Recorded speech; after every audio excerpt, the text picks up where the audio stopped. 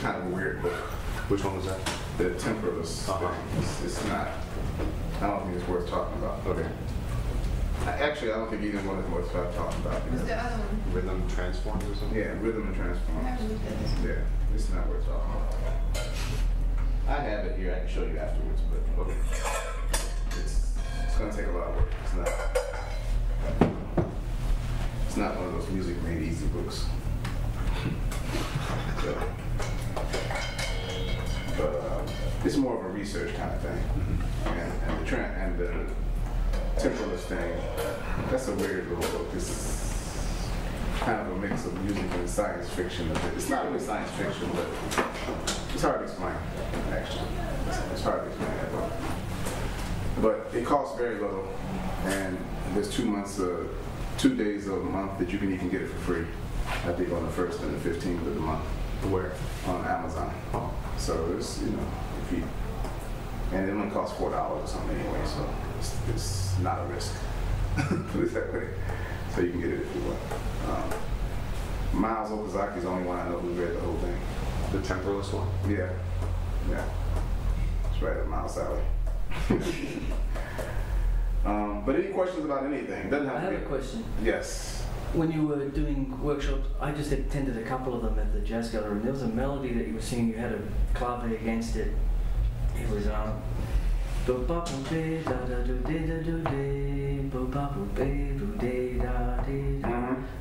just wanted to know what the origins of that was. Is that something you wrote, or was that Cuba. From Cuba? Yeah. It's a Cuban piece. Yeah. It's It's a what? Cuban folkloric thing. Yeah. It's a chant or something? They call it Afro-Teke or something like this. Was it from? Something. I learned in Matanzas. Oh, cool. Yeah. Does that band Afro-Cuba de Matanzas play that piece, or did you? Yeah, they you played learn it. That's from why I them? learned it. Yeah. Okay. Yeah, they definitely play it. I learned it from them without the words. But yeah, the melody. But you don't know the name of it. Afro-Teke. That's what they called it. Isn't it African? It could be that. They call it Afro-Teke. But I mean, pronunciation. But it could be Afro. I don't know. It was well, there's several parts to the melody. I don't know which part you heard, but the part you were talking about is your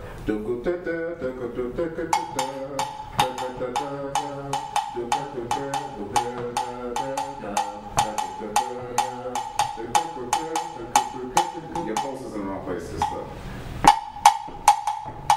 It's like,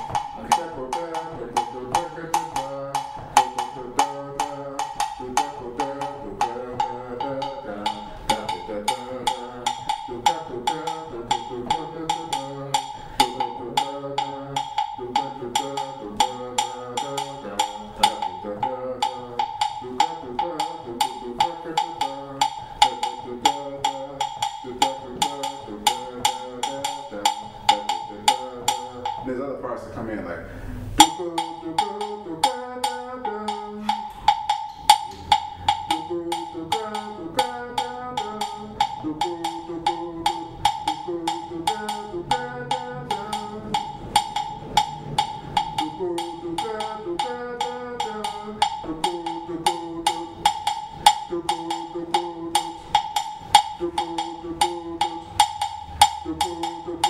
It has this kind of like interlaced kind of thing that a lot of diaspora stuff. is it played with 3 batars, or is it?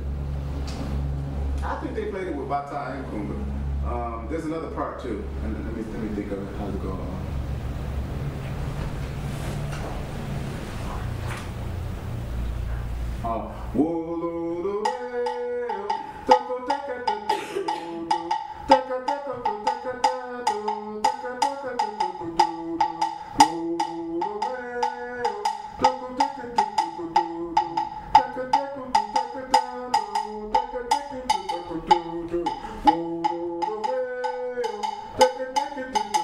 And then there was a call that went to the other part.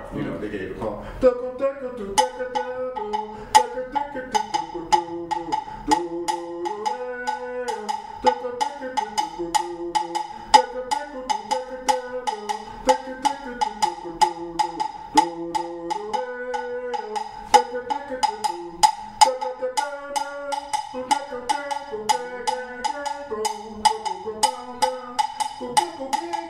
actually called this part. And the chorus. Okay, it's called answer, right? Yeah. So woo do do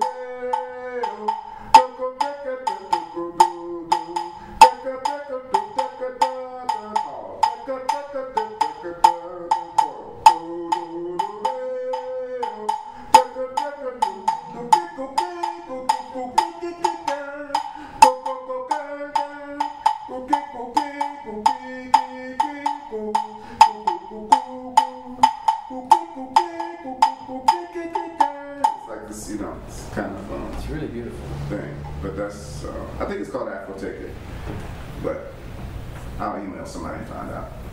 Of course, it's hard to ask a question about music in email, especially when guys don't read. So, let alone have any connection. You have to send a sound file, something like that. What is this? Send a little MP3, you know. So, anybody else know it? Anybody? Maybe somebody in this room knows it already. No, a bunch of Westerns. I gotta remember it from the gathering, but I don't know. Oh, you remember us doing it? Yeah, don't go by us doing it though, because we, you know. Yeah. And we mix it with other things. Did you learn it just through them singing it to you, or is there actually a recording of it also? Or No, by playing it, by listening to them, osmosis. Yeah. Just by being around. I went there a lot, and just by hearing them, and you know, checking it out by ear. Because none of those, they're all folkloric musicians. None of them read or anything like that. You know? Yeah. So if they're going to teach something to you, it's just going to be they're just going to repeat it until you get it. You know, that's the only way. You know, but they didn't even do that. I just listened to them do it. You know? I got to meet Manini actually. Oh, He took me to a ceremony, which was. He's really the cat. You went to Matanzas? Yeah. Oh, okay. Yeah, he's the guy. Yeah. He's a high degree Freemason too. Oh, is he really? Yeah, as well as being Abaquois and all that stuff. He's kind of like a librarian of immense amount of information, right? He's like he's like when we're on the road, he's always reading. Who's this? The leader of Afro Cuba de Matanzas. You know, he's like always reading, and his name is Manini. He's a more what's his name? I don't know. Something. He doesn't speak any English so hardly. No, nothing. Zero. But isn't he a direct descendant of the Abaquois men's group? Like, apparently he's directly I don't know, but I thought he was directly descended from that. They were all Abaquois as far as I knew. I mean, everybody who was in the group that I was around. But Abaquois is like this sort of male secret society that is descended from African traditions. You know. I mean, you can just put Abaquois in Google. Even if you misspell it, they'll come up. Actually, there's several ways of spelling it. They don't really have a regular way. But they have their own language that they speak and everything. Their own musical traditions, own dance. You know, these costumes and things like this is pretty out there. But I didn't know anything about it before I went to Cuba. Do they? I read that a listening test that you did, and you were talking about your Spani playing an Abaquois rhythm. You recognized it as an Abaquois rhythm. What magazine was this in? Jeez, I don't know. Maybe it was. Is it recent? Jazz Times or recent? Yeah, like before and after thing? I think it was recent, but yeah, before and after. But I was just wondering, you must have. I'm kind of fascinated that you can hear that many rhythms and know specific rhythms and stuff. And I'd love to learn more about how to do that, like how you absorb understanding of so many types of rhythms, so you can recognize it on a recording. You know. I mean, it's just being around it. You know, it's no different than somebody going spit, and you know the response. You know, I mean, it's just hearing it all the time. Yeah. It's not a big deal or secret or anything like that. You know, it's just being around it. You know, so you have to be around it enough. Is the Abaquois rhythm that you were talking about? I mean, knowing that rhythm and knowing the rhythm to, I don't know, Donald Lee or something. Right. To me, there's no difference. I mean, it's just if you're exposed to it, you know, then I mean, it's exposure. That's the big thing. So, I mean, that's what I think, you know, I mean, they were asking me, like, you know, how do you remember all these notes to all these songs and things like that, you know, I mean, the things that for you guys would be normal, you know. Like, I remember one of the drummers in the group, he was asking me about a Charlie Parker tune. He was like, it's, how you say, muchas notas, or something like this, you know. He was just like, how do you remember all these notes? I was like, how do you remember all that shit you did? It's like, you know, it's just, you know, exposure. That's all it is. But I mean, if you don't have a lot of exposure to it, then yeah, it sounds like foreign. It doesn't matter what it is, it's going to sound foreign, you know. Central Javanese music is going to sound foreign to you if you're not exposed to it. You know, so, and it's a big world. There's no way you can know everything. I mean, it's very big. You know, there's a lot of stuff happening. Even with traditions dying out, there's still a lot of stuff happening. Yeah. You know, so I mean, but people like Manini, I think what he tries to do is he tries to keep certain things going, certain traditions going, and things like that. So that's great. You guys gonna let this one guy down with all the questions? Yeah, right. It's taking over. Far from that, man. Coming out of Pop Fest.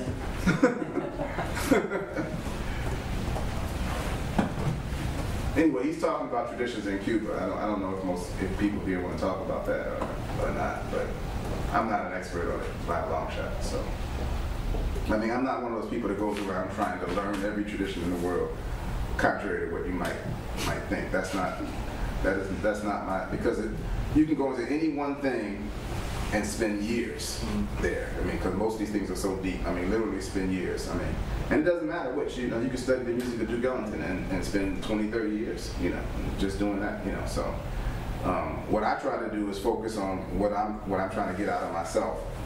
But these other things are like aids, you could say, examples of different things and stuff like that, you know. So, hey, here's somebody who was here last week. I was just asking them, did they have any questions from last week, and you walked through the door. But you probably got it all, so you probably don't have any questions from last week. So, Caroline? Anybody? Okay, so Like, oh. this kind of comes out of the time that we were meeting in Chicago at Jeff's house, and so that's where I know her from, Chicago. I'm from Chicago, man. I know that. So we were playing Indiana, and like you were playing, you know, descending the half steps to the 6th chord. Right, I got that from Don Bias. So right, but when we were kind of talking about, well, you just taught me something about ear, and you didn't really explain it. You just played it, which is fine. But it was like you played these minor 6 chords over the dominant chords, and I know that it has to do with your concept on how to harmony, or maybe it does or something. No, this is normal stuff. But okay, That's been doing that a long time ago. okay. I mean, yes, but I was wondering if there's some kind of other basis or foundation for it, because Well, I mean, I understand like how it works. Well, first of all, I don't know which minor 6. What do you? Okay, Your so horns here, right? yeah. Can you show me what you're talking about? Yeah. The rest of you guys should get out your instruments too. Is this the diminished one? I don't know what you're talking about. I have no idea yet. Okay. But I want to hear it. And do it slow because I'm a slow person. Okay. I don't think so. I'm slow. Trust me. I'm just old. That's me. So it's like, you know, that song. Uh-huh. So you're like for the first chord, and then you did.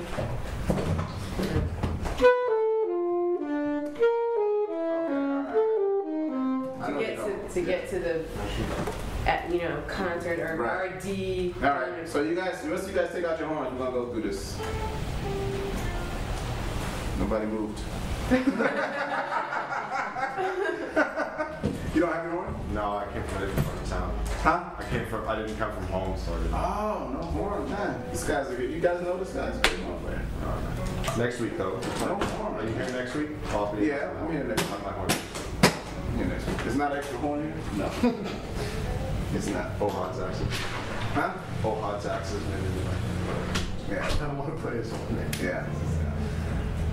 Okay. All right. And we have any other like players besides? What is? I play keyboard. And what is for you play? Yeah, vibes. Vibes with no. Yeah, that's the heaviest we carry around. Keys. Keys. drums, yeah, you get that big giant.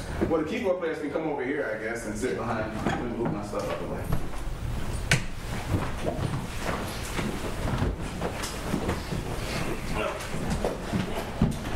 Drummers, bear with it. We're gonna get to you. Steve, go. Oh, that's me? Yeah. Oh my God. I can't afford to do that.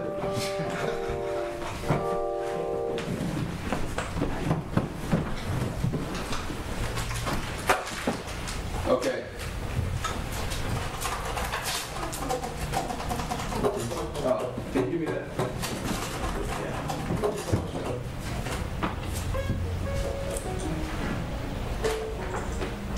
Okay. So, do play it again one more time. Not the first one, but the second from the second one.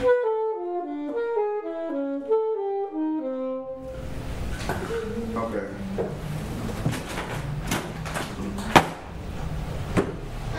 So, she's playing, she's starting on D minor 6, right? She's starting on D minor 6. Alright. Yeah, but play the melody she played. No, without that left, it's actually moving. Is that?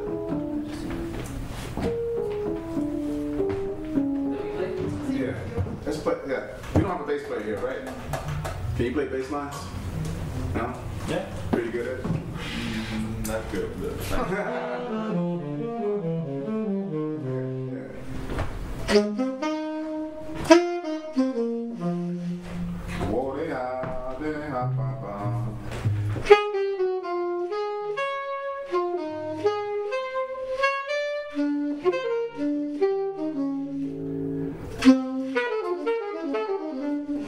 That's what she's talking about. Right there. Perfect. Okay. So, I mean, this I need to read, but it's so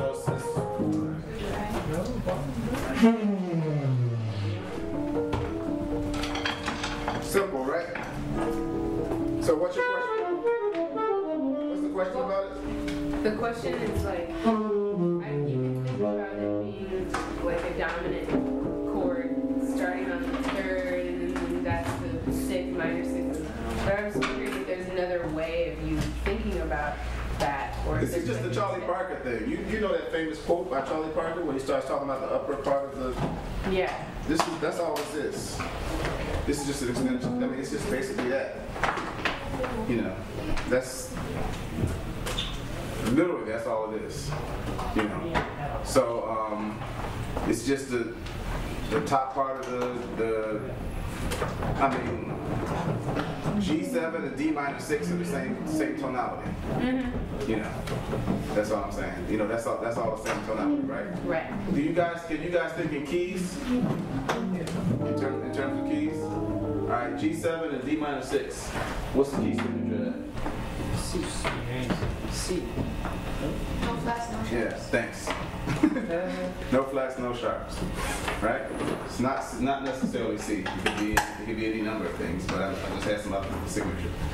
All right, so that's all that is. It's in the same area, you know. And when I learned, I just looked at sounds in terms of dynamic sounds and static sounds. That's what I call it now. That's not what I called it when I was younger. I called it sounds that sound like they weren't going anywhere, and sounds that sound like they were going somewhere. So I'm self-taught. I didn't know anything about 2/5s and things like that when I was younger. If I heard what you guys call a 2/5, I just called it, like, for example, D minor 7 to G7 to C. I didn't recognize that as that. I just called that going to 1 or going to C. That was the name of that sound for me, you know. I mean, like a lot of self-taught people, you develop your own phrases and your own terms for things until later on you meet people who learned in school or something like that, and then they, you know, you talk to them and they say, well, this is called this, and then you try to make a connection between what you know in sound and the names that they're using, you know. And so all these names like tritone, substitution, and all this kind of stuff, I learned what that meant from what other people were talking about. But I knew it in sound before I learned it from them. So this was something that I just heard the older guys doing. You know, I mean, I heard them doing this. What is that? Loud. There's no grounding or something. Yeah, this Yeah. app is. Off. Okay. All right. Never mind. But let's just turn it off till we're ready to play. Because it's definitely irritating. Which one? This little one here? Yeah. I don't know. This app's not working. That's a little photo. I'll check. So if you got any questions, just go ahead and interrupt me while I'm talking. But that's Yeah, I have a question. What did you say that no sharp, no flat, and C? I didn't say it wasn't equated to C. I said C is just one part of it, right? I mean, okay, I'm gonna speak in your language. Doesn't work anymore. No, I'm gonna try this other one and see if it's not noisy. Like if I ask you what the key signature of D Dorian is, what would you say? There we go. Yeah, it's the same thing. You see, so it's not just C.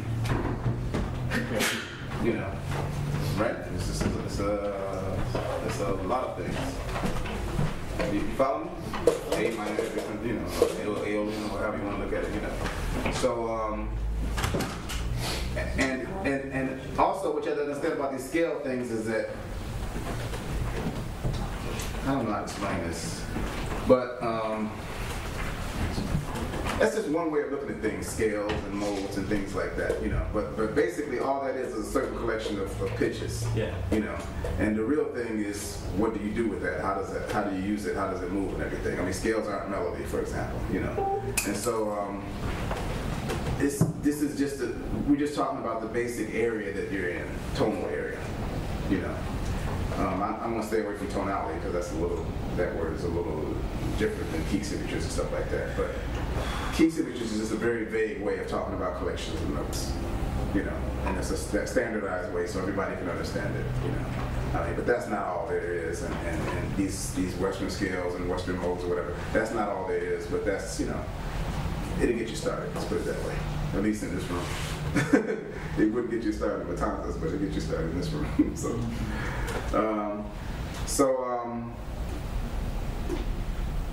All I was saying is that they're just going through certain keys with that, but that thing that you're calling D minor 6 is really just an extension.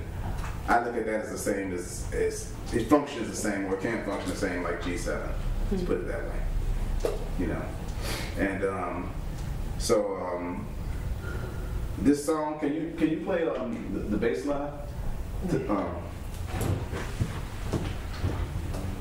Yeah, like long, long, long, long, long, long, long, long, long, long, hey, long, hey, long, hey, boom, boom, dum, dum, dum, dum. That's all Bias was doing. Like, dum. You ever heard that? The one with Slam Stewart him playing? Have anybody heard that?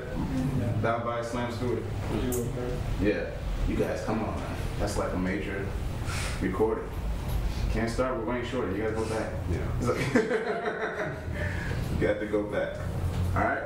So I didn't mean that as a joke, but no offense to Wayne, but just a lot of years before that. Huh? He said enough slam already. Yeah, that's true. There's some guy on the line like Slam with Wayne Shorter. What is that? That's not even talking about. Okay, all right. We don't have to talk about that. It's the most ridiculous thing I've ever heard.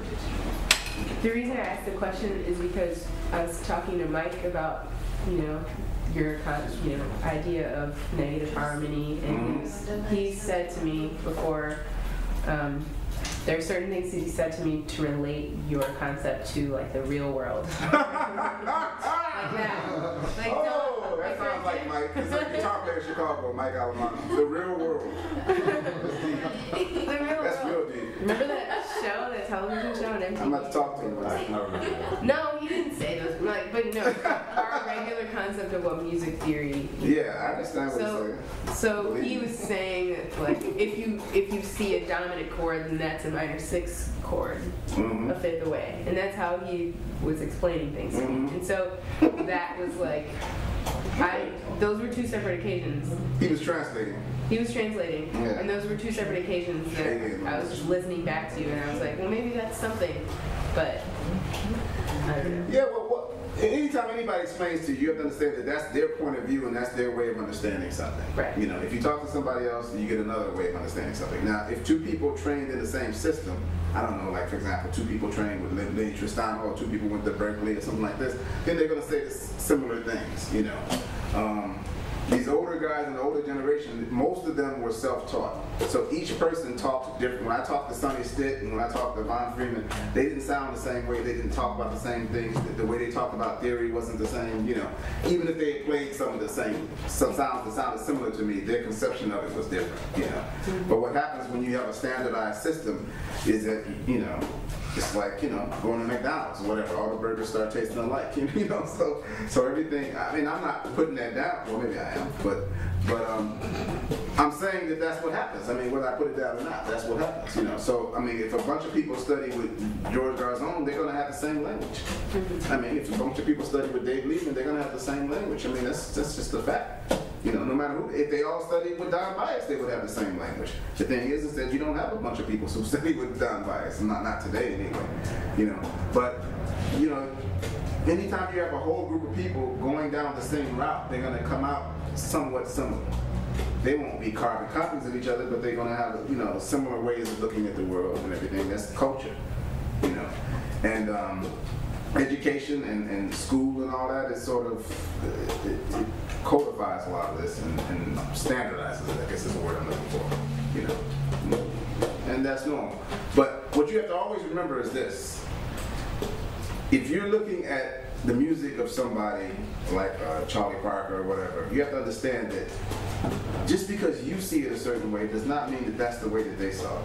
You know, I mean, whatever has become the standardization of something, usually that's pretty, and throughout history, even in European music, you know, like the European art music, what most people call classical music. You know, the conception of Beethoven today is probably very, very far from, you know, from where he was actually at. It's just a general accepted perception. You know, the same thing with Bach, same thing with Berg, with Train, with anybody, you know. And so, the best thing you can do is try to get as close to the source as possible. That's not always easy, you know, most of these people are dead, you know, but their interviews, their writings, you know, I mean, you know, anything that they wrote, anything that they said and everything, try to get as close to that as possible. If not, somebody who knew them, or whatever, you know. But you'd be surprised. A lot of times people who play with other people have no idea what they were doing. You know, you'd really be surprised, you know, I mean, you would think, you know, because of the way you do things or whatever, or the way it is in school, that it's not like that. But, you know, I asked people like McCoy Tyner about Train, he said, I had no idea what Train was doing, you know, and he played with Train for years, you know. So, I mean, the way I looked at it is like, well, if he didn't have any idea, you know, what chance do these other people have? You know, it's like, girls played with him for, you know, a long time, you know, so. But I understand because, you know, the nature of those guys was not to talk. You know, I mean, not to talk like this, like we're talking, you know, minor 6 chord, but, you know, I mean, not necessarily to talk like that. Although, there are some people who are more like teachers, like Dizzy Gillespie and people like that. And he did talk about this. In fact, this very thing that you're talking about right now, Dizzy did talk about this. And I saw something online once, I can't find it anymore on YouTube, where he was talking about it in relation to Around Midnight. And then, but he talks about it to be a not to bot, right? He talks about it there. So if you don't have that book, which is mainly just a bunch of interviews, you know, I mean, and most of the, you know, it's mostly about Dizzy, but there's other people who are interviewed too. And Dizzy does mention some things, some specific theoretical things in there. And that's where I first heard about it from, was in that book. From somebody's mouth, or you could say from his mouth, from his writing, or whatever, you know. Since then, I've talked to people about it. You know, I mean, Benny Golson, Gary Barnes, a couple of people from that you know, close to that generation and everything. But the first person I heard it from was Dizzy. You know, now Benny played with Dizzy, so, you know, I mentioned it to him, and then he just talked about it like it was some normal stuff, you know. And I've talked about it with Von Freeman and some other people, you know. But Dizzy was the first person that I heard mention it, and he said he got it from Monk. You know, that he learned the whole thing from Monk. Now, there's more to it than the thing that you're talking about, because what people today call the half diminished, Dizzy was saying that for them there was no such chord. You know, that in fact it was a minor chord with a 6 in the bass, or what you're calling a minor 6, but the 6 was in the bass. You know, that's what most people call half diminished, or minor 7 flat 5. You know, he's like, there was no minor 7 flat 5 to them, and there was no half diminished. You know, it was just a minor chord because they thought mostly in triads, and most of the stuff that you hear, even though it may sound one way because it depends on how you learned it, you know, and we hear things according to what we know, contrary to popular belief, you know, which is people think that they hear what's there. You don't hear what's there. You hear according to what you know. You know, it goes through a kind of filter, and what you know changes what you hear. I mean, there's the physical hearing, right, which a dog can do, you know, and then there's the understanding. So when we talk about hear, we're really talking about the brain. We're really talking about understanding. We're not really talking about the ear, you know. I mean, unless you're, you know, you can't hear or something like that, you know. So, I mean, what you understand is based on what you know. You know, so an acapella pygmy listening to Beethoven's Fifth is not going to hear the same thing as somebody who's used to hearing it and knows the culture and all this kind of stuff, you know. And when you listen to their stuff, you're not going to hear the same thing as what they hear, you know. I don't care how much you imagine that you were hearing it, you won't hear it the same way, you know. So a lot of stuff is according to what you know. And with somebody who's self-taught, it's very difficult to know what they know. I mean, it's very difficult to because it's a very personal thing, you know. I mean, they went inside themselves a lot. They've got a lot out of themselves, so it's very, very personal. So it's very difficult to know how that person is viewing things. Dizzy said for himself, he wasn't sure how much Charlie Parker knew about theory and stuff like that. Now, here's another example of a person who played with a person, you know, a long time, knew him pretty well, especially in the early years, you know, and he's still not sure. You know, I mean, so that tells you something about their relationship. And the thing that I just said with McCoy is the same thing, you know. So it's very interesting that these people, you know, they had their idea about what somebody knew, but they weren't sure about what they knew, if that makes sense, you know. But he still said he got this minor 6 thing from Monk, and he said Monk just played it. He didn't explain it. You know, you ask Monk a question, he would just play it. And you know, if you asked him again, he would just play it again, and that was it. You know, so you understood it your own way. And I've heard Dizzy said that, Train said that, lots of people said that about Monk. So it must have been true. You know, that was the way he taught things. In my own life, Von Friedman was kind of mentor to me, not a direct mentor in the sense that, you know, he sat down and gave me lessons, because I never took any lessons or anything like that. But again, I listened to him over and over and over and over, and you know, he played things. That was his explanation. He wasn't like a cat that sat down with you and talked and told you everything. Either you got it or you didn't from repeated listening. You know, but it wasn't like, you know, you saw Vine a lot, right? Yeah. Yeah. So it wasn't. He didn't talk that much. Let's put it that way. I mean, you know, other than, you know, oh, it's mellow baby and whatever, you know, that kind of thing. You know, but if you got him in even a little bit of a musical conversation, you were lucky. I mean, Alamana told me like after 13 years, Von finally said something to him theoretical. You know, I mean, it's like 13 years, you know, that's a long time. You know, he called me up all excited. He said, man, Von talked to me last night. You know, it was like, you know, he was all excited. I almost crashed because I was in the car when he called me, you know, he was all excited. And the thing is that what he told him was some stuff that we had been talking about. You know, he's like, man, you're right. Von, talk to me. You talk to me. You know, and it was like he had dug up something. You know, I mean, you know. And I was like, well, it's about time, man. It's been like, you know, 11, 12 years or something like this. You know. So, but that's just, you know, it's just how he was. You know, he didn't say much other than these little, you know, sayings and things like that. All right, let's move on because I'll go for a long time on that. So. The thing is that how I looked at what Bias was doing on that is that it's just paths. He's like taking a certain path to get somewhere, you know, like taking streets or whatever, you know. And so that's just one path, but there's a lot of different paths, you know. But that's just one example of it. So based on that, could you come up with another path, or anybody, not just.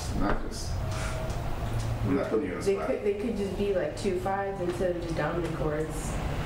Yeah. What do you mean by that? Like, some pretty fast 2 5s. Yeah, they'd be fast 2 5s. But yeah, that's what I mean. Like, they'd be really fast 2 5s. Yeah.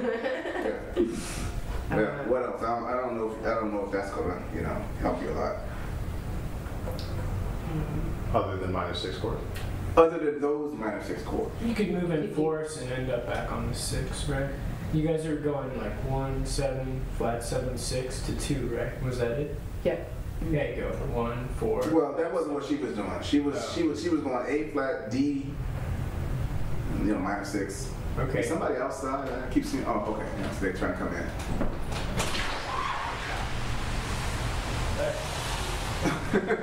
Okay. I keep saw some waving. It's going A flat major, D minor 6, D flat minor 6, C minor 6. You could use some minor 6 keys. Yeah.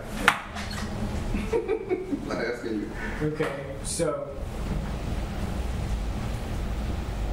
was there one other chord in there? Can you play it again?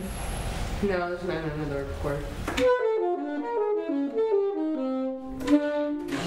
She's just arpeggiating. And then where'd you land? On G7?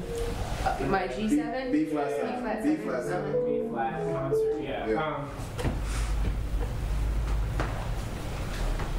So you went E flat, D, D flat, C? No, D, D flat, C, and then landed on G. Landed on B flat. I'm talking your key. I just hear it. Yeah, but you're talking two different. You're saying You're saying D, two you're saying different D, keys, and then you're yeah. saying G. That's two different So languages. in my key, B flat, A. Let's talk concert. G. Forget Okay. about your key. It's only a few D, E D flat. flat, people. C, B flat. Oh, okay. Right. But we're forgetting like the original starting point, which is A flat major.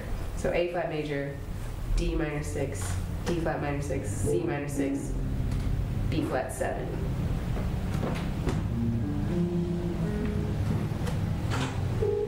There's different ways you could go, or you could. Give me one. I'm trying to figure out. So instead of playing A flat major, she's playing D minor. No. No. It's after that chord. Okay, so you play A flat, and then it's D, D flat, C, B flat. We're trying to get to B flat 7 from A flat. Good. That's You right, could yeah. play- you could play You can do anything. F sharp Yeah. minor to B to B flat 7, right? Mm-hmm. I mean, it's open slather. Isn't it? Mm-hmm. Open what? Open slather means it's just like Slather. it's a term that means like there's no rules to it in a way, but if you have a direction towards a B flat, like that's the kind of direction, Mhm. right? Then that's okay. Yeah, but she's talking about these minor 6 in particular. She's talking about these structures. That's the thing. Yes, you can do anything, Yeah. I mean, and people do it. So what's the parameters for other structures? Minor 6? Or? No, she's talking right now with this is the subject. That's all. Okay. That's all. That's the subject. I mean, we're not talking about fourths and all these other. What does it do you to think of these things as minor 6 chords instead of just thinking A flat, G7, G flat 7? Well, I'm gonna give you the answer that Benny Golson gave me because that's what they are. That's the answer he gave me. And I said a lot of young people call these half diminished and blah blah blah blah. He said but I said but after Dizzy I learned how to think of them as minor 6 chords. And he said because that's what they are. And now what does that mean when he says that's what they are? I'm not just going to give you guys answers. We're going to talk about things and discuss things and have a dialogue. It's not one of those things where I just say, okay, 2 plus 2 makes 4. All right. So what do you think he meant when he said that's what they are? For me? Yeah, for him, but he wasn't saying for me. So you're saying He was saying that's what they are. D minor 6 in this context is D minor 6 and not B half diminished. Is that what you're saying? That's what they're saying. The guys who created this, yes. Yeah. I'm just repeating that. Okay. I think Miles told me that because of the fifth, that's like the strongest. Miles who? Davis? Okazaki? You would have gained more credibility if you did. You should have said, yeah, Miles Davis. We were hanging out. When I was 5 and he told me. Yeah, he told you because of the 5th. Yeah. All right. What do you mean by that? Just because Well, of the 5th? to me it's not really clear because if there is a 5th, then it relates to the Overtones theory in some way, and that Go ahead. Give us that.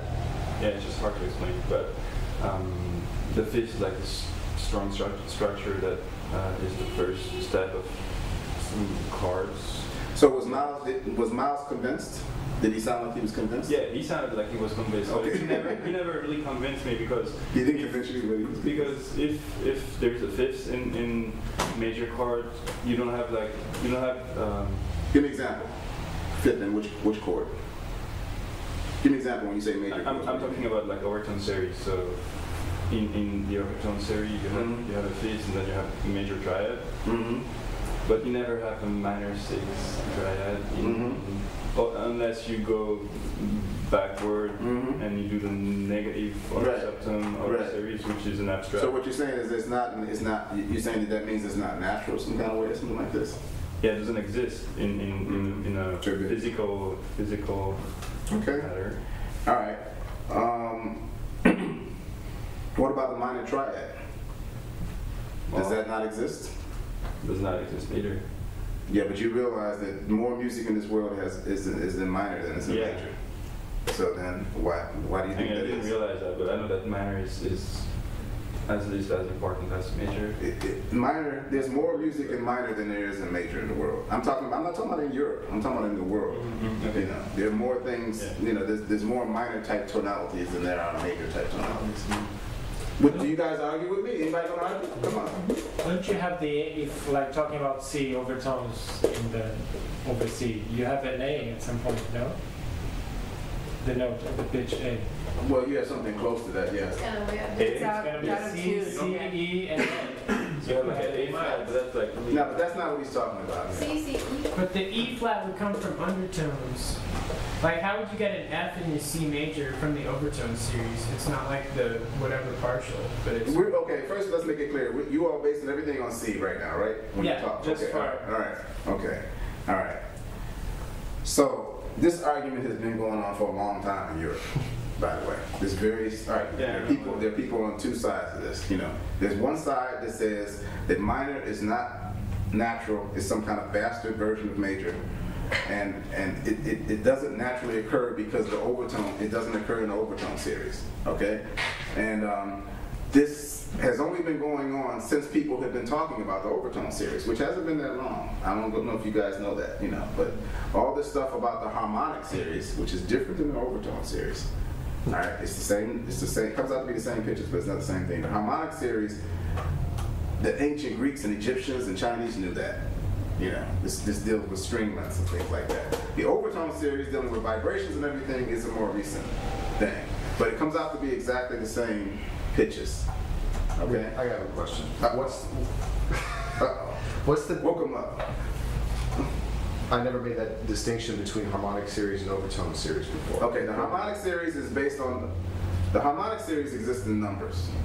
If you look up harmonic series in Wikipedia, they will give you a series of numbers. Okay. Okay? String lengths. No, numbers. Period. Numbers. Okay? It's not music. It's not just music. The harmonic series. The harmonic series is a mathematical series. Okay? Like the arithmetic series, the harmonic series. You have other different kinds of series. Okay? So it's a series of numbers. We're all musicians in this room. So all of you guys learn the harmonic series in terms of music. But somebody who's not a musician will see it in something else, you know, because it exists in a lot of different things. Okay? And what is it based on? Or what is it? 1/1, 1/2, 1/3, 1/4, 1/5, 1/6, that's the harmonic series. Okay?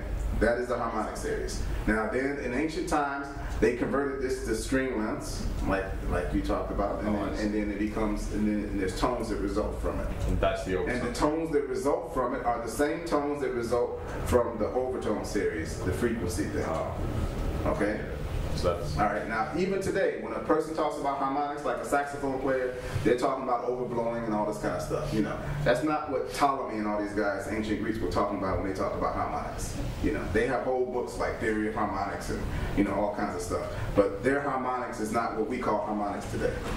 You know, you got to research, you know. I mean, you know, but you guys have the advantage of the internet, so hopefully you won't spend as much money on books as I did. But the harmonic series is, like I said, this 1/over series. And the arithmetic series is 1/1, 2/1, 3/1, 4/1, 5/1, better known as 1, 2, 3, 4, 5. You know, that's the Rhythmic series, which is just, it's just flipped, right?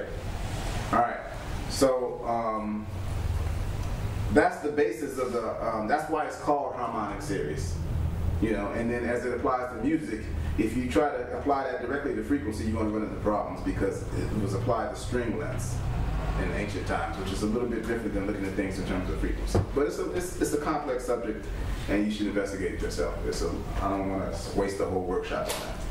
But the bottom line is this: since the Overtone series, the thing about partials and all this, fundamentals and partials and all this that you guys know, since that was discovered, there was a tendency for a lot of people to say, well, major is like you said, it's in there. I mean, let's get precise, okay? You have the fundamental, right? Or you can call it the first partial, you might call it that. Then you have the second partial, which is the same, C, right? You have the third partial. Okay. The argument is the fourth and fifth partial, which if you use C as a fundamental, is C, E, G. The fourth, the fifth, and the sixth partial. That's the argument. Is that since that naturally occurs in the Overtone series, then major is natural. And that's why humans hear major, blah, blah, blah, blah. The counter argument is that humans were hearing major and minor long before they knew anything about that. And of course, the Overtone cats will say, well, it's a natural part of our brain, blah, blah, blah, blah, blah. And then the other guys will say, well, then how come minor is more frequent? And it's not really an answer for that. That's the thing. Some people try to mix the two things by saying that the minor chord actually occurs higher up in the Overtone series between different partials. Okay, now which partials would that be?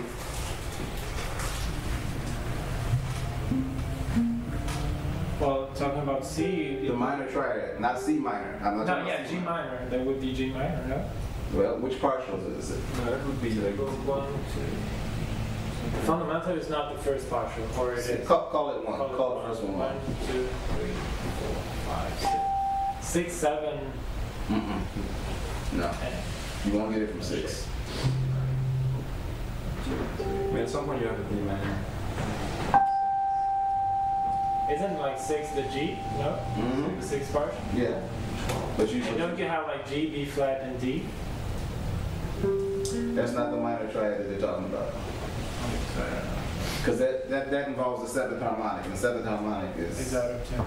Well, out of tune. Oh, I mean. That's actually It's what not 10. It's that's not 10. actually in tune. What we're doing is out of tune. Yes.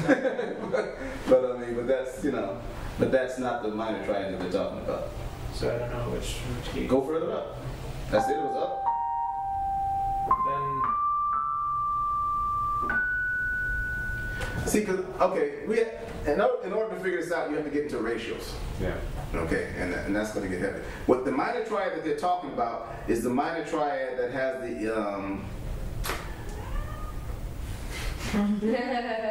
Cats know all about it. It's like, that's not right. All right, you have to start on 12. That's right.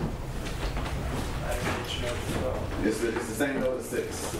It's just double. Anything double is an octave. Okay. So 3, 6, and 12 are all the same. Hey, how you doing? 3, 6, and 12 are all the same. I got it together. You didn't get it correct.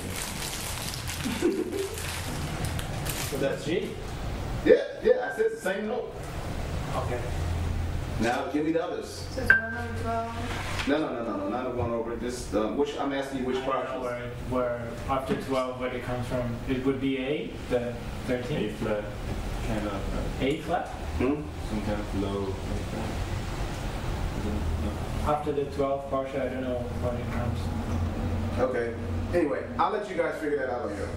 We're not gonna talk about it. But it's gonna be- Just find the minor triad, and it's gonna be what?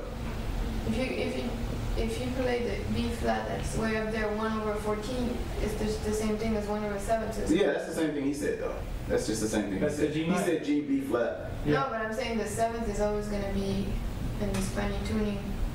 It's not going to be the Right, it's the same tuning. It's the same. I said it's the same thing he said. 14 is and 7. It doesn't matter what you call it. So it's going to be 15 or 13. So it should be 15. 15 what? 1 over 15? 15 to 1.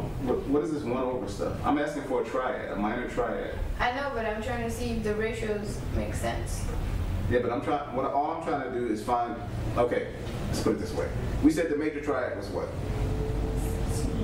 No, what partials did we say they were? 4, 5, 6. 4, 5, 6. That's what I'm trying to do with the minor triad. There's no 1 over, none of that over talk. Alright, well, it should Wait. be 12, 15, and 17 or something like that. That's not consecutive, like 4, 5, 6. So. No, it doesn't have to be consecutive. I didn't say it had to be But- consecutive. But that's what Or I it should be said. 12, 15, and 18. That's what I said. 6, and 7. Right? If we are not about. You guys are not talking the same thing. If she's talking about 15, that's different than 7, which is 14. But would you say it's the same? Like, No, 14 I didn't is say the anything. same as 7. You guys are telling me. 14 is the same as 7. The 15 is not. Right. It's a little different. 15 is B, if you really want to know. A kind of B. Well, then. So we have a B minor then. Hmm? So we would have a B minor between. E minor? Which B is it? B though? minor. Which B? It's a Pythagorean B. You guys know what that means? 15 over 16 over 15 or something like that. So it comes from It's third. different It than comes the from equal fifth. temperament. Not really Pythagorean. Yeah, they're all It's different. divisible by 3. Every one of them except for the. Yeah, fifths and It's a third. divided by 3. It's 5 fifths over C, right? 1, 2, 3, 4, 5, 6. Okay, it's a fifth. Yeah. It's a 3 to 2 fifth over E. Okay, that makes it's a which a 3 to 2 fifths is a perfect fifth. That's the real perfect fifth. Okay, when I say 3 to 2, you guys got to figure out what that means. I'm not going to go through the whole theory, but a 3 to 2 fifths is a perfect fifth. You know, now from C to G in the overtone series, from the which partial to which partial? 2 to 3.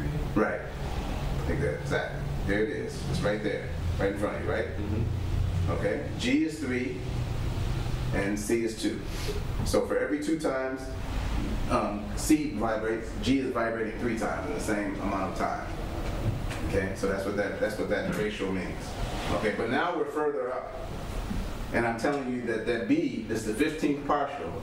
Is in a 3 to 2 relationship. But that's not really 3 to 2. The B, which is a 15th partial, is a 3 to 2 relationship to the E, which is a 5 to 4 partial. Right. But it's not going to be 5 to 4. It's going to be 10 to 7. oh, there you go, 10 to 8. 10 to 8. 10 to 8. So it's an octave higher. Yes, 10 to 8. I'm saying that the ratio of 15 to just like you gave me the 16? no.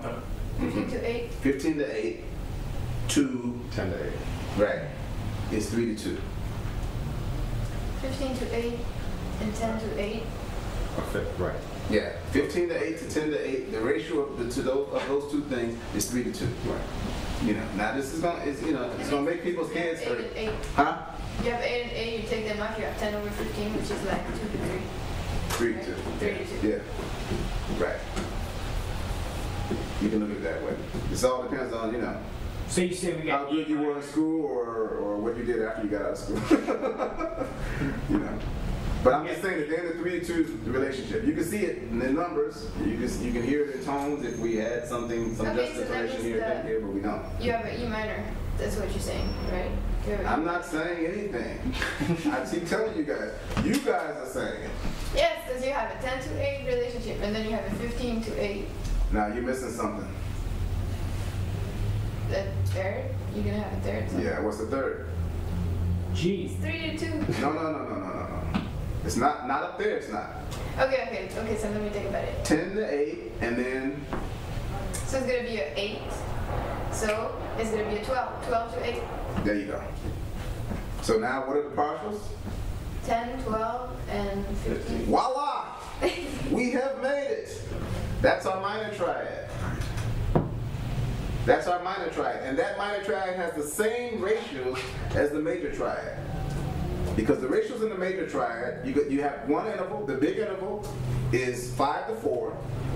Okay, let's C, E, G. The big interval is 5 to 4. the C to the E. The smaller interval is 6 to 5, the E to the G, and the what do you call it? The whole thing, the external interval, you know, is 3 to 2. Okay?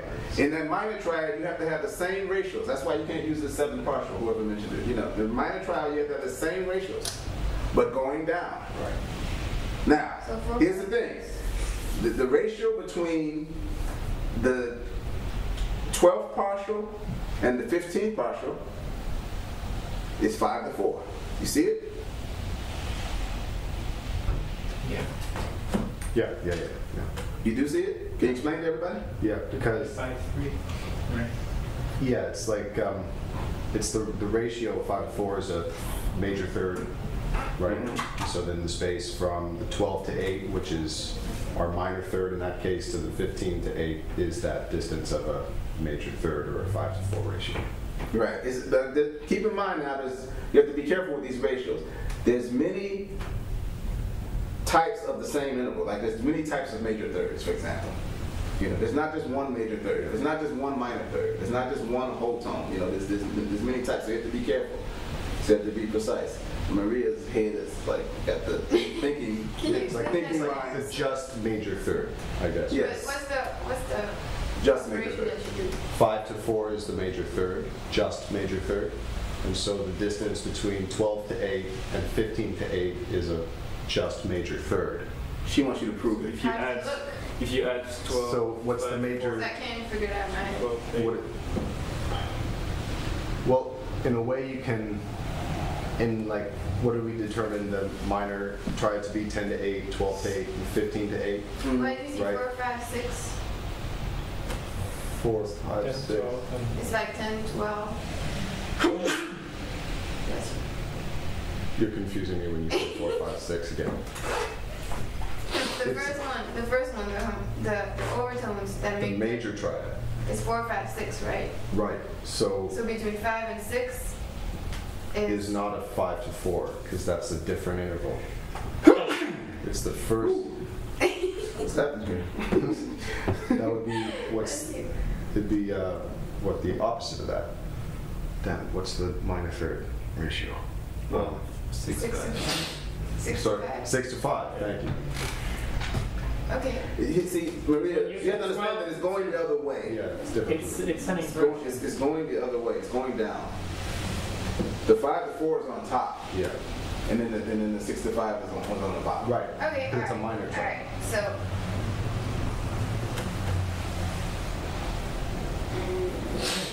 So the ratios are 12 over 8, 15 over 8, and 16. No. 10 over 8, 12 over 8, 15 over 8. Oh, okay. So 10 over 8 to 12 over 8 is, what do we say, 6 over 5? 6 over 5. 6 over 5, and 12 over 8 is 15 over 8 is 5 over 4. And that happens in the major triad. Yeah, Dominated. but You're trying to say that both are one is an Okay, inversion of the other. 15 divided by 3 is what? 5. 12 divided by 3 is what? 4. Alright, thanks. So That's what you wanted, right? Yeah. if minor is so much further up the overtone series, why does more music come from minor than major then? Because maybe the theory that the overtone series is the basis of it is wrong. So then why? Maybe that theory is not right to begin with. So You then know, see, you have to understand that the theory is just an idea about how something works, right? Right. So these people are proposing that the reason why the major triad is the most natural, which is, you can argue that's not true, you know, but the reason why they say that that's true is because you find it in the overtone series, you know. They're saying that you find it in the partials. But what if that's not true? What if that assumption, because that is an assumption, you know, is off? What do people say when they say minor is more natural then? What do those people say? What's their assumption? I mean, you have people who are basing things on numbers, right? Okay. Right?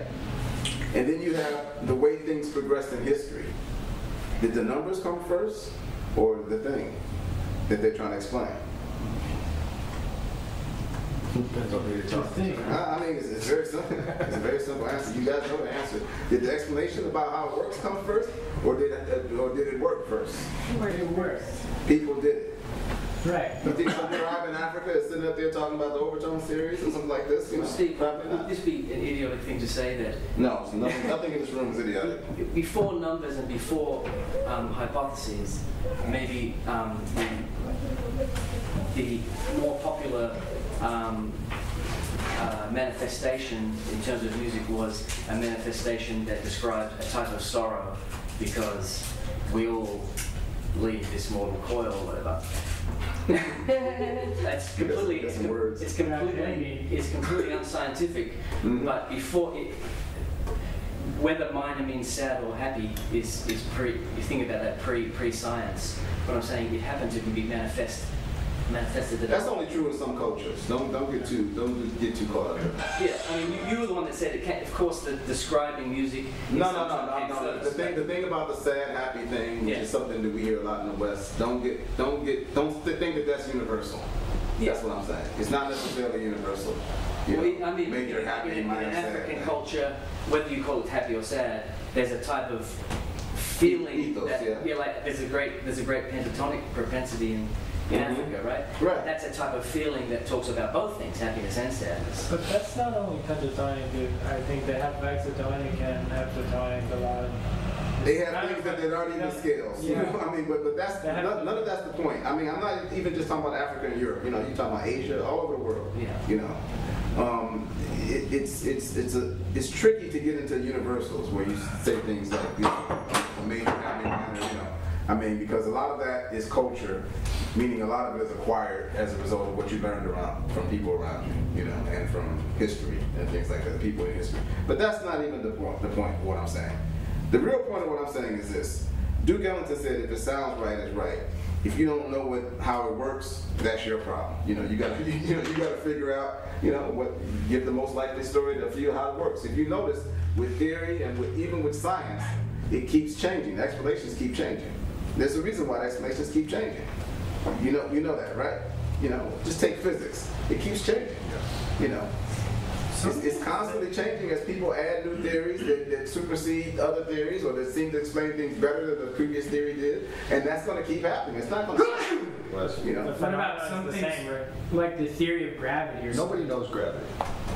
Same thing. Nobody knows gravity. The fact that you said the theory of says everything. You know, that says it all. The theory of. What is a theory? An idea about how something works. That's very different than how it works. Humans don't even know how they work. You know? Right, I'm not saying they know anything, but there's certain things that they've been able to find out and they test over and over again. There's certain So things far, that it they've seems been like- able to theorize about. You know. But even gravity, Yeah. physics and all that. Newton had an idea about gravity, Einstein had an idea about gravity, and they still didn't come to any conclusions. Yeah. Einstein never believed what Heisenberg and them believed. He went to his death not believing it. It does, anyway, I don't want to get to argument about that. The point is that, you know, he's like, let me out of here. It just works. You know, the point is that you have if you make a test, right? And you're the person that makes the test, you're the person that makes the instruments that do the test, you're the person that interprets the results of the test, then what is that? In the end, you know, people have been making tests since, you know, before Aristotle and them. It's been going on for a long time, and people come up with different results. And 200 years from now, they're going to come up with a different result than what people come up with today. The cats run from you. You know, that's all I'm saying is it's a theory. It's an idea about how something works. And so you have an idea about how this thing works, and you put it together in your head a certain way, and it makes sense for you. And then Mike explains it to you in a way that makes sense to him. And then I explain it in a way that makes, maybe we might need that fan soon. I explain it in a way that makes sense to me. And that's all it is. That's all you have. You know, you can accept somebody else's explanation, or you can, you know, mix that with some of your own stuff. All I'm saying is these self-taught people, what they did is they came up with their own way of looking at things. You know, Lester Young or Charlie Parker or whatever, you know. It doesn't mean that they're right, it's just Lester Young's way. You know, but the fact that they did that, and they spent a lot of time introspection, you know, looking insight or whatever you want to call it, the results, you see, because how you think about something determines, has an influence, a strong influence on how you sound, right? Obviously, a person who went to, you know, North Texas State for 4 years and then went to Berkeley for 4 years, you know, I mean, that's going to have an effect on, you know, how they sound and what they do and everything versus somebody who didn't do any of that, you know. I'm not saying one's right and one's the other. It's just that, you know, what you learn, you know, has a strong effect on what you do. But if you spend a lot of time figuring things out for yourself, then you come to a kind of personal relationship to what you know, which is always going to be, well, I guess personal. that's the word I'm looking for, you know. And it's just what works for you. But there's a reason why Coleman Hawkins and Ben Webster and Don Byas and all those people didn't sound alike, you know. Is that they all had their personal understanding. And then when you hear a lot of people who do sound alike, there's a reason for that too.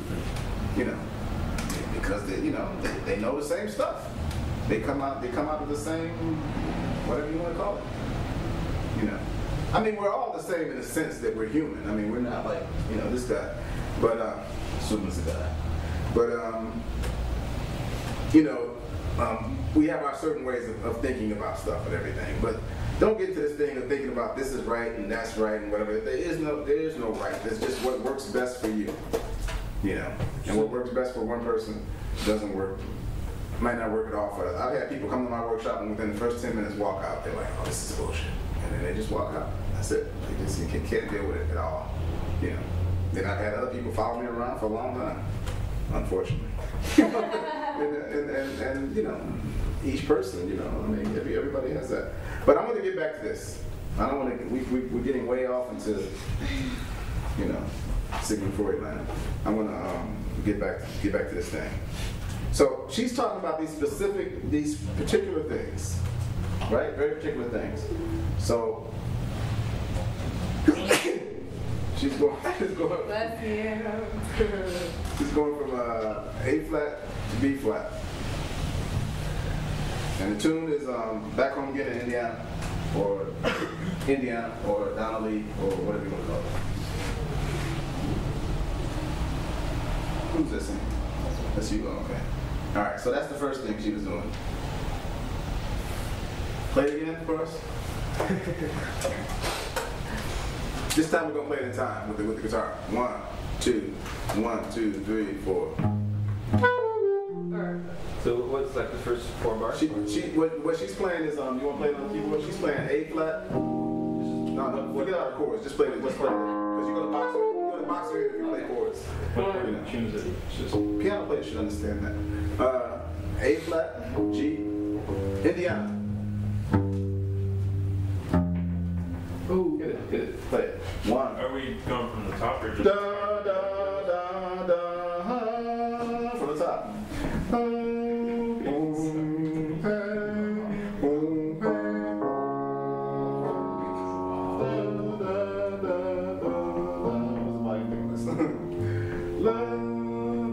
Same thing.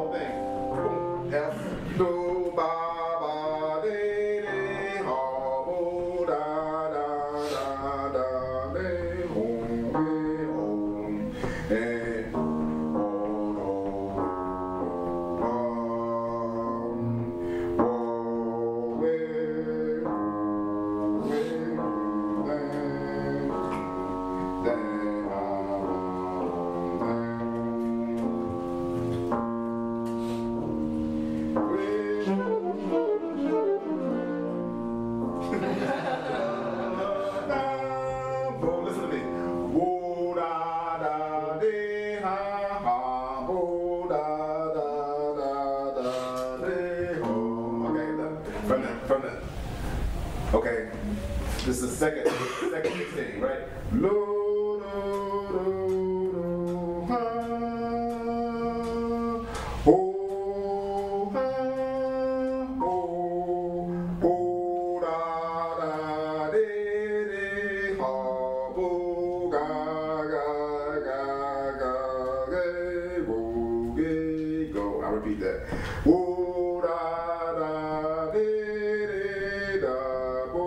Blah, blah, blah, blah, blah.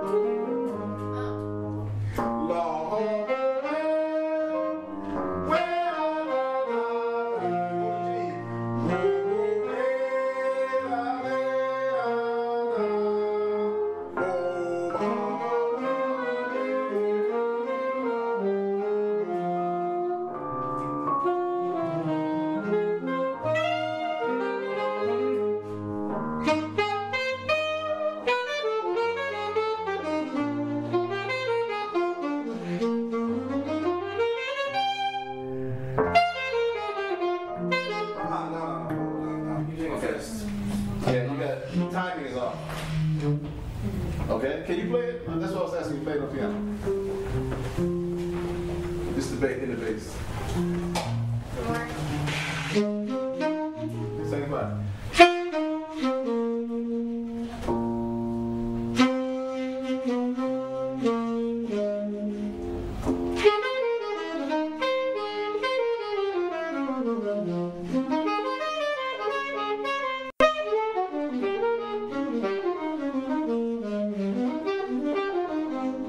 Can you turn out the road?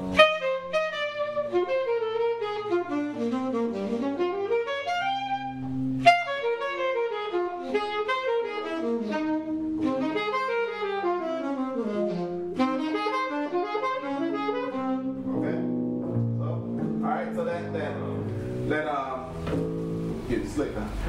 So that load up that way I day I da bo.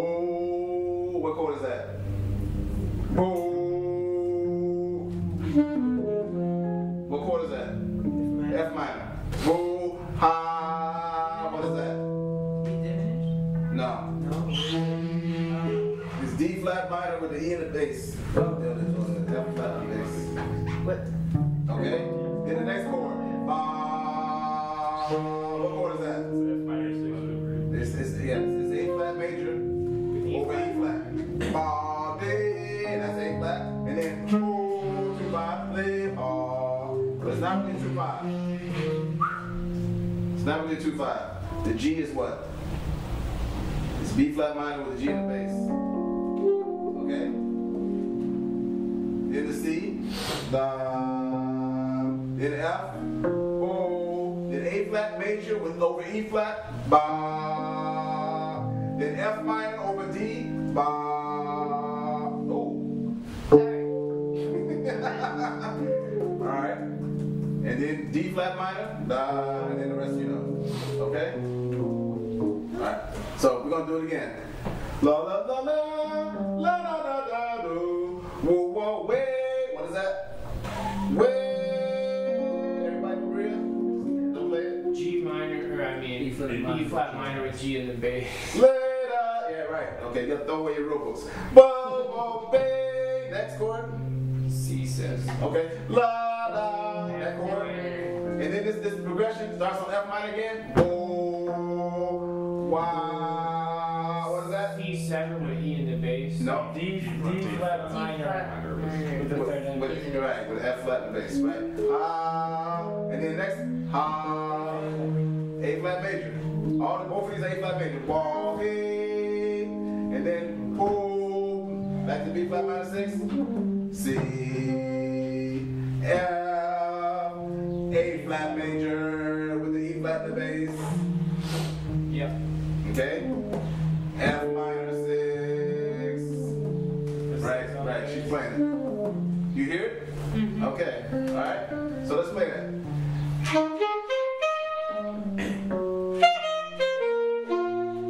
Alright?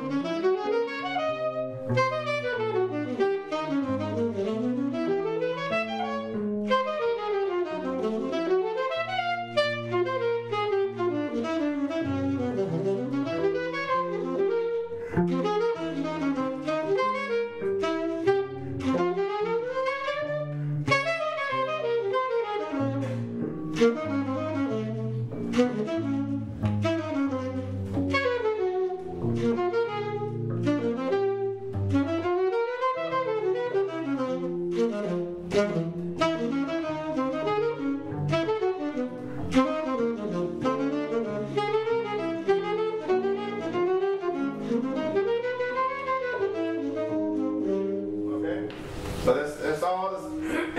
That's just the second part of that tune. But you can put a minor 6 chord on almost any of that stuff. Anywhere, if you know what you're doing. And it doesn't have to be the most obvious thing. Which is all I was doing just now. That's all I was demonstrating. Well, trying to. Okay? But you guys have to ask questions, otherwise we're not going to get, you gotta ask me questions. Can you talk about rhythm a little bit? Clavis and... Yeah, I will, but that's a long, that's Pandora's box. I'm sorry, you meant like questions about this, okay. Well, I just suspect that people still have questions about this. Okay. But if nobody has any more questions about this, then we can share. Where did you get all those extra changes from? Or something? Where did you get those other notes that you played? Well, they're all on the horn. All I was doing was demonstrating different, I call them paths, streets. Different ways of getting to the same thing. It started with something that she played, which was a standard thing. Everybody knows what that was, right? That bang, bang. Okay, everybody knows what that is, right? Yeah. Who doesn't know? Come on, don't be shy. Don't. I mean, just because everybody else spoke up, you're like hiding. I've heard that many times, but I don't know if you have like The lady version. Okay, what is it?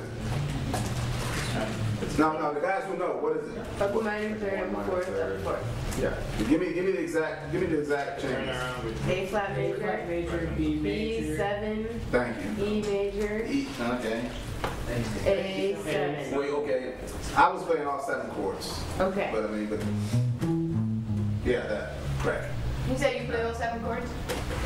I was playing all 7 chords, but I was playing minor 6s, okay? So play the first one. Then next one. Don't play the chord, don't play the chord, don't box me.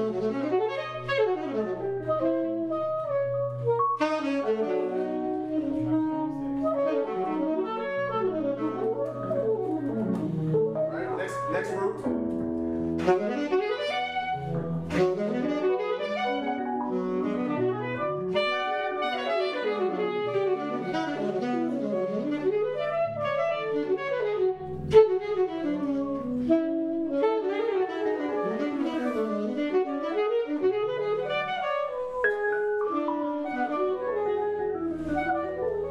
Right?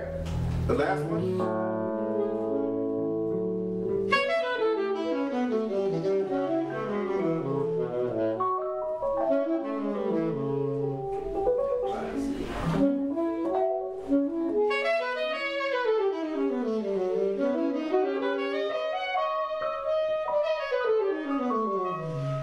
So you play two minor sixes. He's finding minor sixes. He's playing minor 6 from the 5th chord, right? No, but this. You can do that. This one. You can think of it like that. He's doing. However you want to, whatever makes it, I mean, that's sort of a Mike Alamanish way of looking at it, but you can look at it like that. What did you say? He said you can think of it as a minor 6 chord based off the 5th of the chord. That's what that is. Yeah, that's what I said, Mike Alamanish way. That's why I called it So that. in a way, you're just finding. It's a guitar player in Chicago. You know Mike? No. Yeah, okay. You're kind of finding the minor Taking it six. revenge? The minor 6 groups in whatever chord quality and just the same tritone, right? mining. Turn around. It has the same tritone, yes. Could also be the 7th or the. You actually have an Also be the what? Could it also start on the 7th too, the dominant 7th? The minor. Now you're getting into something else. But I was going to go there, but I haven't got there yet. Okay. You're ahead of me. So you're playing A flat 7, but you're playing E minor 6. No, A7. I mean, A7. But he's just finding a minor 6 on the B. It's a B7, it's an F sharp minor 6. So Wait a minute, where are you? I don't know where you're the at. first one with this turnaround. Yeah. So- But which chord are you talking about? Okay, that the B7. Okay. You were playing F sharp minor 6. You And on the play E, C minor 6 too. you were playing B minor B minor 6. Right. And on the A, you were playing E minor 6. Right. It's kind of nice. E minor 6 back to A flat. Because E minor 6. Okay, now check me out. E minor 6 is the dominant of A flat major. That's why that works. Right. E minor 6 is the dominant of A flat major? This is a Yes. flat 9 there. if you want to see that. Yeah, you can go Alamana show me, but that's Same what? E minor 6 is How That's what I'm calling it for this section. How would you explain it? E Huh? minor 7 has the Substitute the same. dominant. How I explain it is I call it the negative dominant of A flat. That's how I would explain to Negative myself dominant. of A flat. Yes. Oh. So, but you're saying to us that I'm saying it's negative B7 is what I'm saying. but you said to us E minor Yes, I said that to you because I wanted you to understand me. E minor 6. is the dominant of But that's not how I think of it. Can you But talk about this? E minor 6. E minor 6 is the dominant of A flat major. That's what you said. You can explain this, right? You've done enough workshops by now. E minor 6. And I'm calling it negative B7. It's the dominant of A Oh, flat. well, yeah, that's because you're calling negative B7. You take the intervals of the B dominant 7 chord, you're going up a major third, up a minor third, That's down. and up another minor Right. Hold on, he's getting there. third. And then if you do that in reverse, you do Negative read. Negative read. If you do it in reverse, you would be B, and then a major third down would be G, and then a minor third down would be E, and then a minor third down would be C sharp, and then Right. you have a C sharp half diminished, or E minor 6, whatever. Right? Yes. You have negative B7. It's the whole like set plus theory. No. No, but it No. has something to do because I mean it calls the same thing whether it's inverted or not. Right? I'm not aware of that, but Okay, whatever. but anyway, the root of this is E. No, despite the fact that I'm calling it negative B7, the root is E. So I just want you to be clear. But it's being generated from the B, or it's being developed from the B, or looked at from the B, however you want to look at it. What's the Okay. relationship between It's a mirror, right? B7 B7 and B7. Huh? Like because you're playing this on the A, right? You can. Yeah. You can call it a dominant. You can do a lot of things, but in this case we are, yes. Yeah. So you just said like you said it's the negative dominant. Yeah. So why? What's the relationship of B7 to A flat major? B7? 'Cause- Negative B7. Yeah, well, yeah, but why did we start with the B? Well, he's saying with the E minor Yes. 6, Yeah, I see what you that mean. it comes from E flat 7, I see. and it's the flat 9, the 3, the 5, and the sharp 5 and the 7. That's what he's saying. I didn't say that. Could you explain? I didn't say anything about flat That's the nines. way I see it. Yeah, I know. I understand that. I understand that. But I didn't say anything about flat lines at all.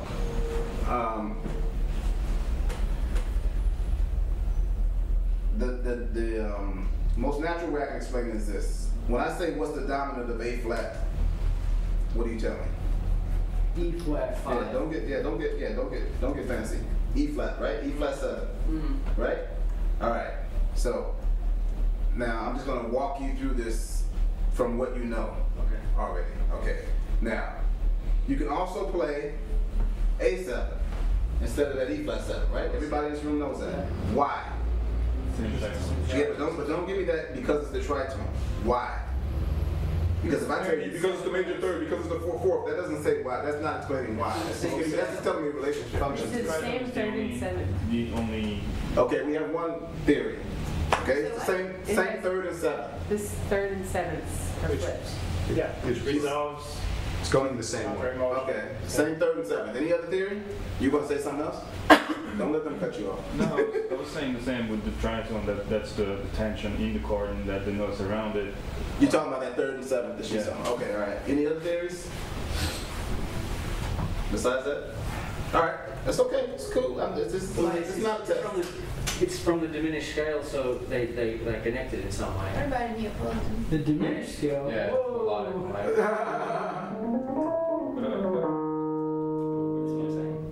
What did you say? Neapolitan. Napolitan? you said? Yeah, Neapolitan 6. You guys hip to that? Okay. You can look it up, but it comes out to be the same thing as what you're calling tritone substitution anyway. But it's dealing with specific voicings and everything. But this comes from a different time before people actually had chord language. Yeah. We have today. It's not Neapolitan actually, it's augmented. It's What's whatever that? Italian 6 chord or It's German not or a French. I don't know Neapolitan which 6 one of them. Well, But the French, That's the not- French is. it's the augmented 6 chord. The Neapolitan 6 is kind of the flat 2. This is flat too. It's the flat. Yeah, but not like with the dominant quality. It's like No. Whatever. We're not saying it's exactly the same thing. yeah. We're not saying it's exactly the same thing. You know, but they did move from flat 2 to 1. Yeah. Yeah. All right. That was a common thing. That was common even before dominant chords being used as common. You know, but that's neither here nor there. Today we're using dominant chords, and the thing that Carolyn said with the third and the seventh, we're talking about dominant chords. All right. In fact, we started off talking about dominant chords because I said E flat 7 right from the beginning. All right. So you have that, right? Now, you also have the other two in that what I call matrix, which is C7. We're still talking about the destination is still A flat. Everything's based on the destination. Okay, so I'm calling E flat 7 a dominant of A flat. Major or minor doesn't matter, the A flat. I'm calling A7 a dominant function, okay, of A flat. I'm calling C7 a dominant function of A flat, and I'm calling G flat 7 a dominant function of A flat. Okay? Does anybody disagree with those or don't understand why or anything? Yeah, could you explain why? I don't understand. Could you explain why? No, I'm not going to show you. You guys are going to explain. I mean, because, okay, you're saying C7, G flat 7, and A7 Yeah, are all and dominant? all the roots I just gave you are in a diminished seventh chord relationship to each other. Okay. Right? Okay. All right. So let's start with E flat. E flat, G flat, A, and C. Okay. All 7 chords, all dominant 7 chords. Okay. The dominant 7 chords that you know already, positive dominant 7 chords is what I call them, but they're all dominant 7 chords, right? I'm not sure about the C and the.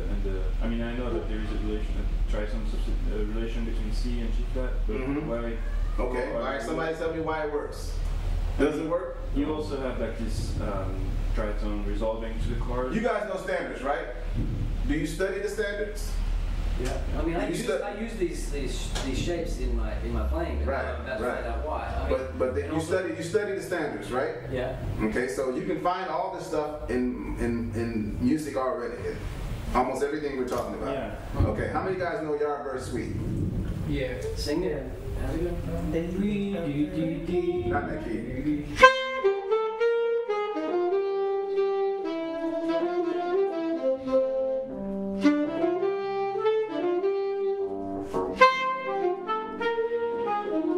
Wrong. Anybody know it? You know the changes? Yeah, I think so. Right, there you go. Okay, all right. Now, what chords did you play? F minor, B flat 7. Okay, the B flat 7 went to what? C. Isn't that just like G flat 7 going to A flat? But do you think it's a dominant? Like It is a dominant. No, but I mean dominant tonic relationship. You just did it. What is No, I mean the way you comprehend. You just played it. I understand what you're saying. He's saying it got you back to the top. Okay, well, why does it work? Look, if I play the song as you, if I play all the things you are, any of these things, if it's back to Duke now, if it sounds They're all right, connected to the Yeah. Well, I mean, all these chords, like, this is the 5, they're all connected. But you're connected to the 5 through the diminished scale? yeah, okay, enough of that diminished scale for now. I understand what you're saying. That's a forbidden? No, it's not forbidden. I just want to get to this exact question. His question is not you can't say it works because of the diminished scale. It works because of the tritone. We have to get beyond that. There's 2 tritones that go to, if we're talking about A flat, there's 2 tritones that go to A flat. I mean, that's the way I understand it. What tunes have a major, third going to back to the 1? So that's Like an E7 to There are songs, but we'll get to that in a second. There are examples of that too. That's rare. It's more rare, but there are examples of that too. It's not telling you why exactly. Exactly. I'm just Exactly. I know there are many examples, and I'm playing them all the time, but I'm Exactly. still curious to know why. Example doesn't tell you why. I'm And even if I told you why, that doesn't tell you why. Because remember what I said at the beginning. If I tell you why, that's just my idea about how it works. Yeah, sure. But Yeah, but I mean, you got to check that yourself. I mean, my explanation is So you should. to me, like this 4th minor 6th degree works really strongly. Like this. Yeah, you've heard it a million times. This cadenza is really strong, and this is related to if we're back in C, this B flat 7 is the same as F minor 6 as we just saw before. And so this is how I relate this together, but it doesn't tell me that B flat is like. But that's not the way I hear it. I hear it as a 4th degree. I mean, You it's a hear what? 4-1 instead of 5-1. That's You hear Yeah. what is for? Yeah. like F minor 6 To B C. flat?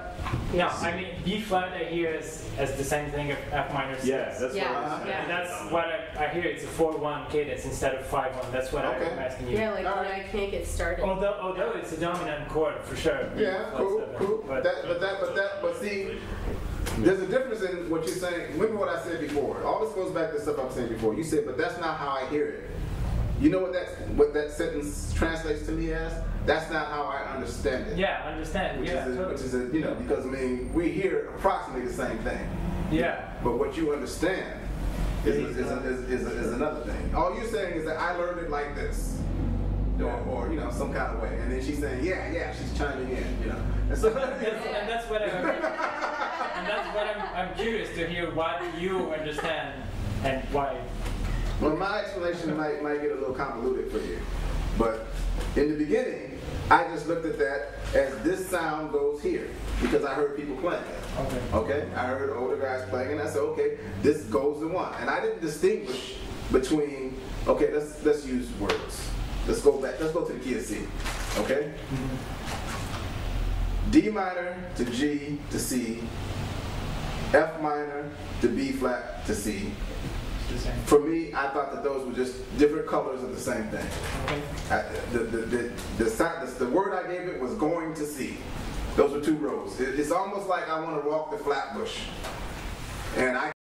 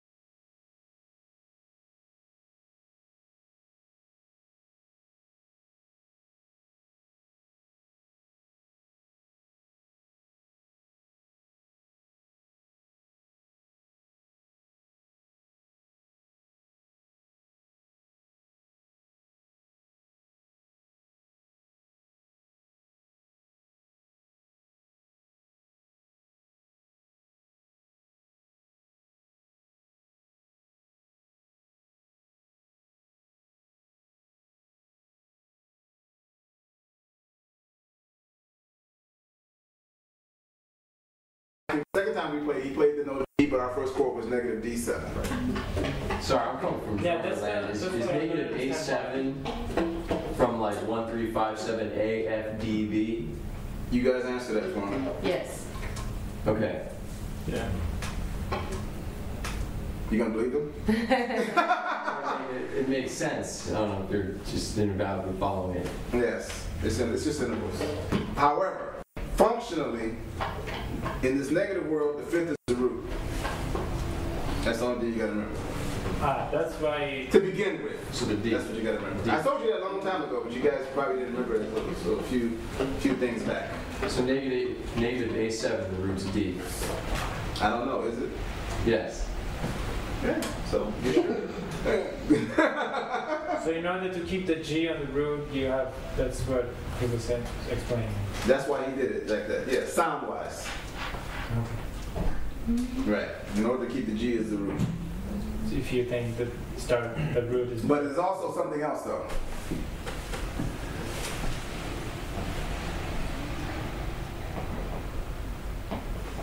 No, forget about that. No. Oh, come on. No.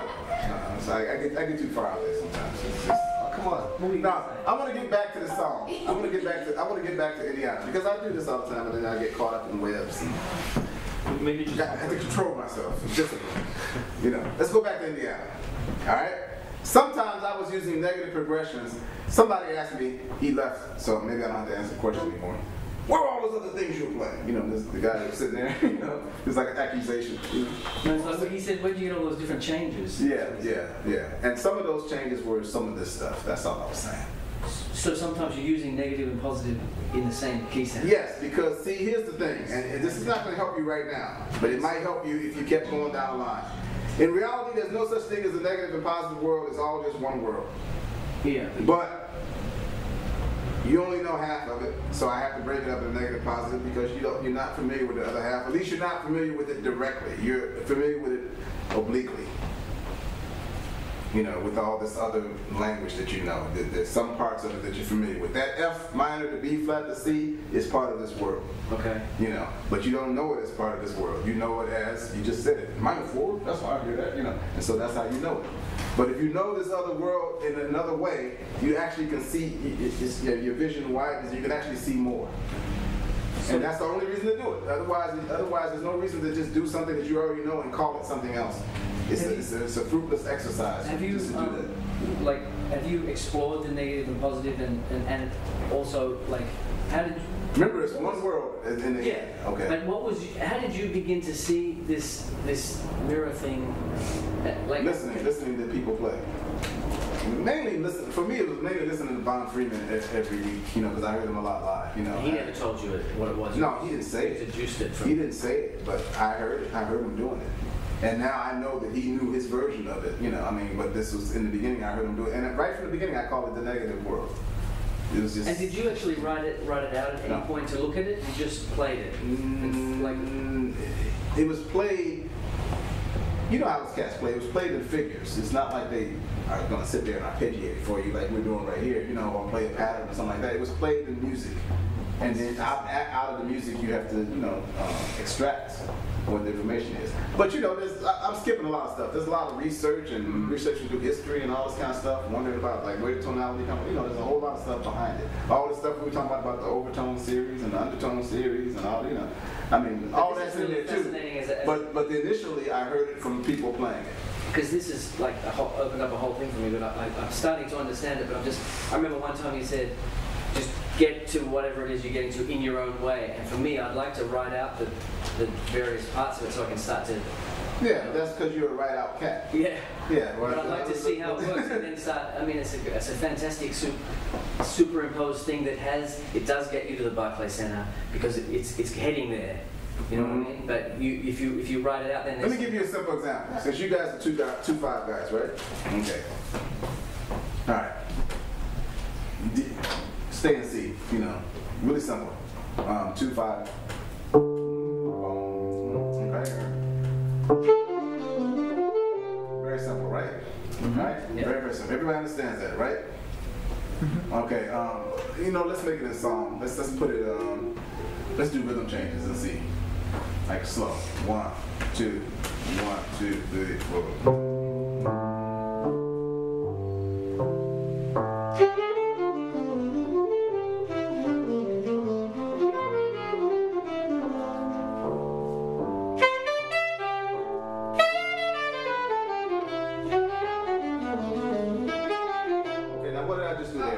You did. Uh-oh!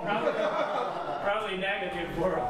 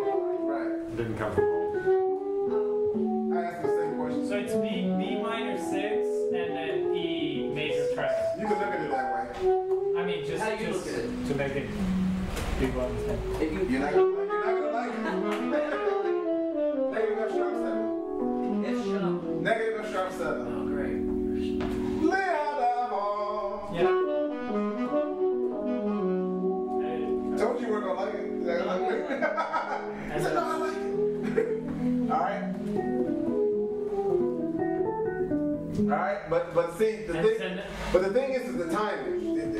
None of this stuff, you can't talk about any stuff without talking about timing. You know, right? How it falls in time. So just to hold something down on the keyboard and look at it does nothing. I don't know if you remember the time. Do you remember the timing, Andrews? Can you remember? You remember? Okay. Play the rhythm thing. Let her do it.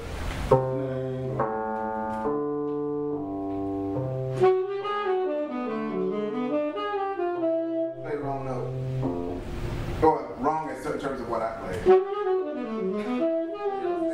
Okay, alright, there you go. Do it again? That's the right timing though.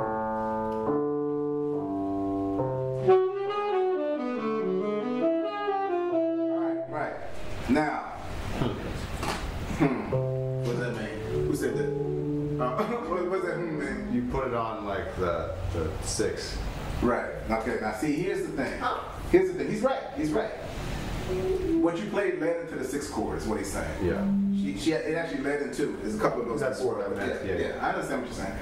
Now, here's the thing, though. Oh, I see what you mean. Here's the thing. The way this music is taught in the schools is that, and then other things are extension of this, is that you have a chord, and then you have this thing that you're playing over the chord. Okay? And more or less they call that the changes. Okay? That's not how I learned about what the changes were. Okay? That's not the concept at all. From what I learned was that when the older cats talked about the changes, what they were talking about was not, for example, B flat 7 going to E flat. You know, the actual chords. What they were talking about was the sound of B flat 7 going to E flat. It's not the same thing. Okay? You guys follow me? Anybody follow me here? All right? There's the actual chords, meaning the way the chords look on, you can say on paper, on the keyboard, whatever, you know, the actual notes in the chord. You have B flat 7, and then you have the notes in B flat 7, you have E flat major or minor, whatever. You have the notes in E flat major. You know, there are those notes, and then they tell you early on in improvisation where you have these choices, you can play these notes because this note's in B flat 7, you know, blah, blah, blah. And then maybe they take you to some scale stuff and say, yo, you can use this scale, you can use mixolydian, blah, blah, blah. And then when they have substitution, say, well, you can use this other scale that goes to this and blah, blah, you know, they have all that language. That's not the way I learned, okay? What I thought the changes were in any song was the sound, was the sound of one sound or tonality, whatever you want to call it, one color moving to the other, okay? And making the changes didn't mean that you had to make that exact same sound that somebody else was making. But that the color changes that you were making had to function in a similar way. And they don't have to, but I'm just, for the sake of this workshop, that's what we're talking about. All right? Now, later on, you know, you had these guys that analyzed what people like John Coltrane and them were doing and stuff like that. And so now you have this thing where people are playing like these patterns and things like that over certain things, and sometimes they call that inside, outside playing, you know, going in, going out, coming back in, and stuff like that. That's something else that I never had a conception for, and I still don't. For me, there's no such thing as going out. You know, going out, I just call that you don't know what you're doing. I don't call it going out. You know, for me, let's take John Coltrane for example. You read in these books that they say, well, John Coltrane is one of the free jazz guys, blah, blah, blah. He's playing free, he's playing outside, all this kind of stuff. As far as I was concerned, Train never played free. He never played out. He was always doing the same thing. You know, and that doesn't mean that everybody who was playing with him was doing the same thing, because like I said, different people do different things, especially when guys are self-taught. You know, so if you have a band of self-taught people, they don't all have the same concept. You know, I have a record on it with Thelonious Monk playing with Dizzy Gillespie and Charlie Parker. That's 3 different concepts. Yes, I'm well aware that they call it bebop, but I call that bullshit. You know, Monk never played like Bird. Never. It was never the same conception. You know, if you look at it carefully, they're not doing the same thing. You know, yes, they can play together, and what they play work together, but they're not doing the same thing any more than Bird is necessarily doing the same thing as Max Roach. You know, Monk taught all those guys, but they came out completely different. But Monk taught those guys, right? Where'd you get that from? Gary Barson. Okay. Have you heard early Charlie Parker records? Yeah. There are Bird records before he knew Monk. Right? But all right, let me phrase it differently. Would Monk be considered the father of bebop? You asking the wrong guy. Because anyway, continue with your train of thought. I don't even think bebop exists. I was just pointing out that, you know. I know that Monk showed some of those things, you know, but they knew things that, you know, they knew things that, of course, on their own. You know, all those guys were, you know, pretty much, what do you call it? Autodidact? Yes, self-taught, you know. Sure. I'm just pointing out that I know that Monk showed some people some things, you know, that he sat down and showed people things and stuff like that. I'm well aware of that, you know. But he didn't teach them. I mean, teach them in the same sense as, like, you know, they took lessons. They were contemporaries, you know. Dizzy knew how to play before he met Monk. Bird knew how to play before he met Monk, and Bird's basic style did not essentially change after he met Monk. There wasn't like some big change that he went through, you know, which is what you hear sometimes when somebody studies with somebody, you know, like Coleman studying with Tristan, yeah, good things name. Making all these symbols. So anyway, you know, his playing didn't really change, especially rhythmically. That's really the big difference between Bird and Monk is their rhythmic conceptions, you know, which is everything. The most important element to these guys was the rhythm. When you ask them what the most important element of their music was, they will tell you the rhythm. You know, now, I know this for a fact because I've talked to some people, you know. There's interviews, if you don't believe me, you know, there's an interview where a cat asked Sonny Rollins, you know, what's the most important element of your music? And you could tell that he expected Rollins to say something else. And Rollins said the rhythm. And the guy's like, well, what do you mean the rhythm? He's like, the rhythm. He said, that's everything.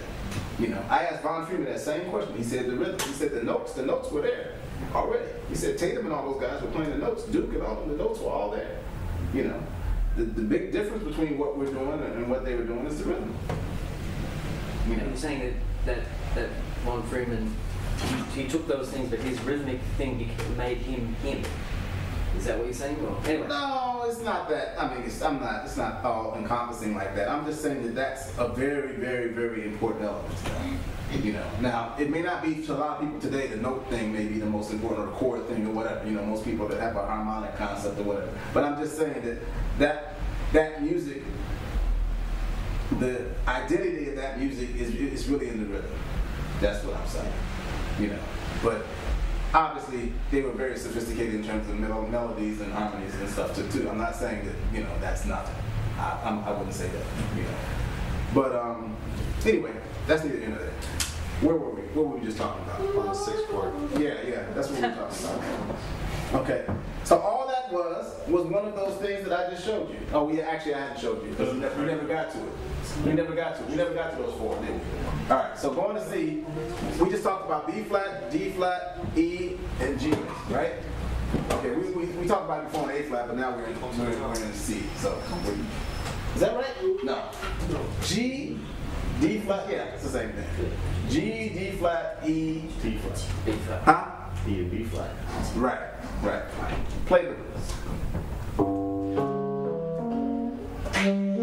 Right? Okay. What are you playing? Play them in the order you said. Okay, so you have those are all 7 chords, right? Now, what about this negative stuff? Well, okay, now we're going to the same. This goes back to your 5th thing that you said Miles was talking about. We're going to the same 5th. Okay, here we're going to C as our destination. We don't have to go to C, but we're going to C right now. Okay, and we're using that same 5th, C G. Okay, and coming from the negative direction. How can I explain this? Well, first, what's the natural 5? It's going to be what? Negative what? F. We're going to C, right? G7? No. Negative what? Oh, negative C, sorry. There you go. Negative C. Right? This is going Negative C7. C, A flat, F. That's not it. Play it. There you go. That's it. All right. And then you just play it down the diminishes. Play the C.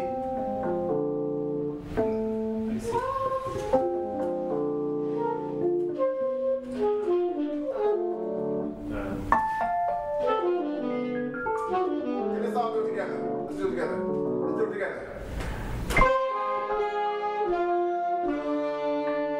On dictation, the next one.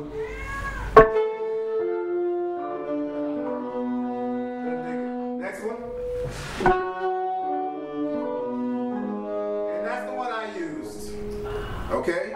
Before we go further, that's the one I used. Alright? Now the next one.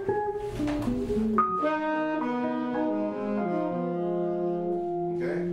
Alright, so those are 4. Any questions about that before we Yeah, go? just the first one. Why is it negative C Kindergarten. again? Sorry. No, I just want to understand the first step. Is then- this C7, negative? Yeah, but what? Okay, I'm explaining to you. I'm explaining to you.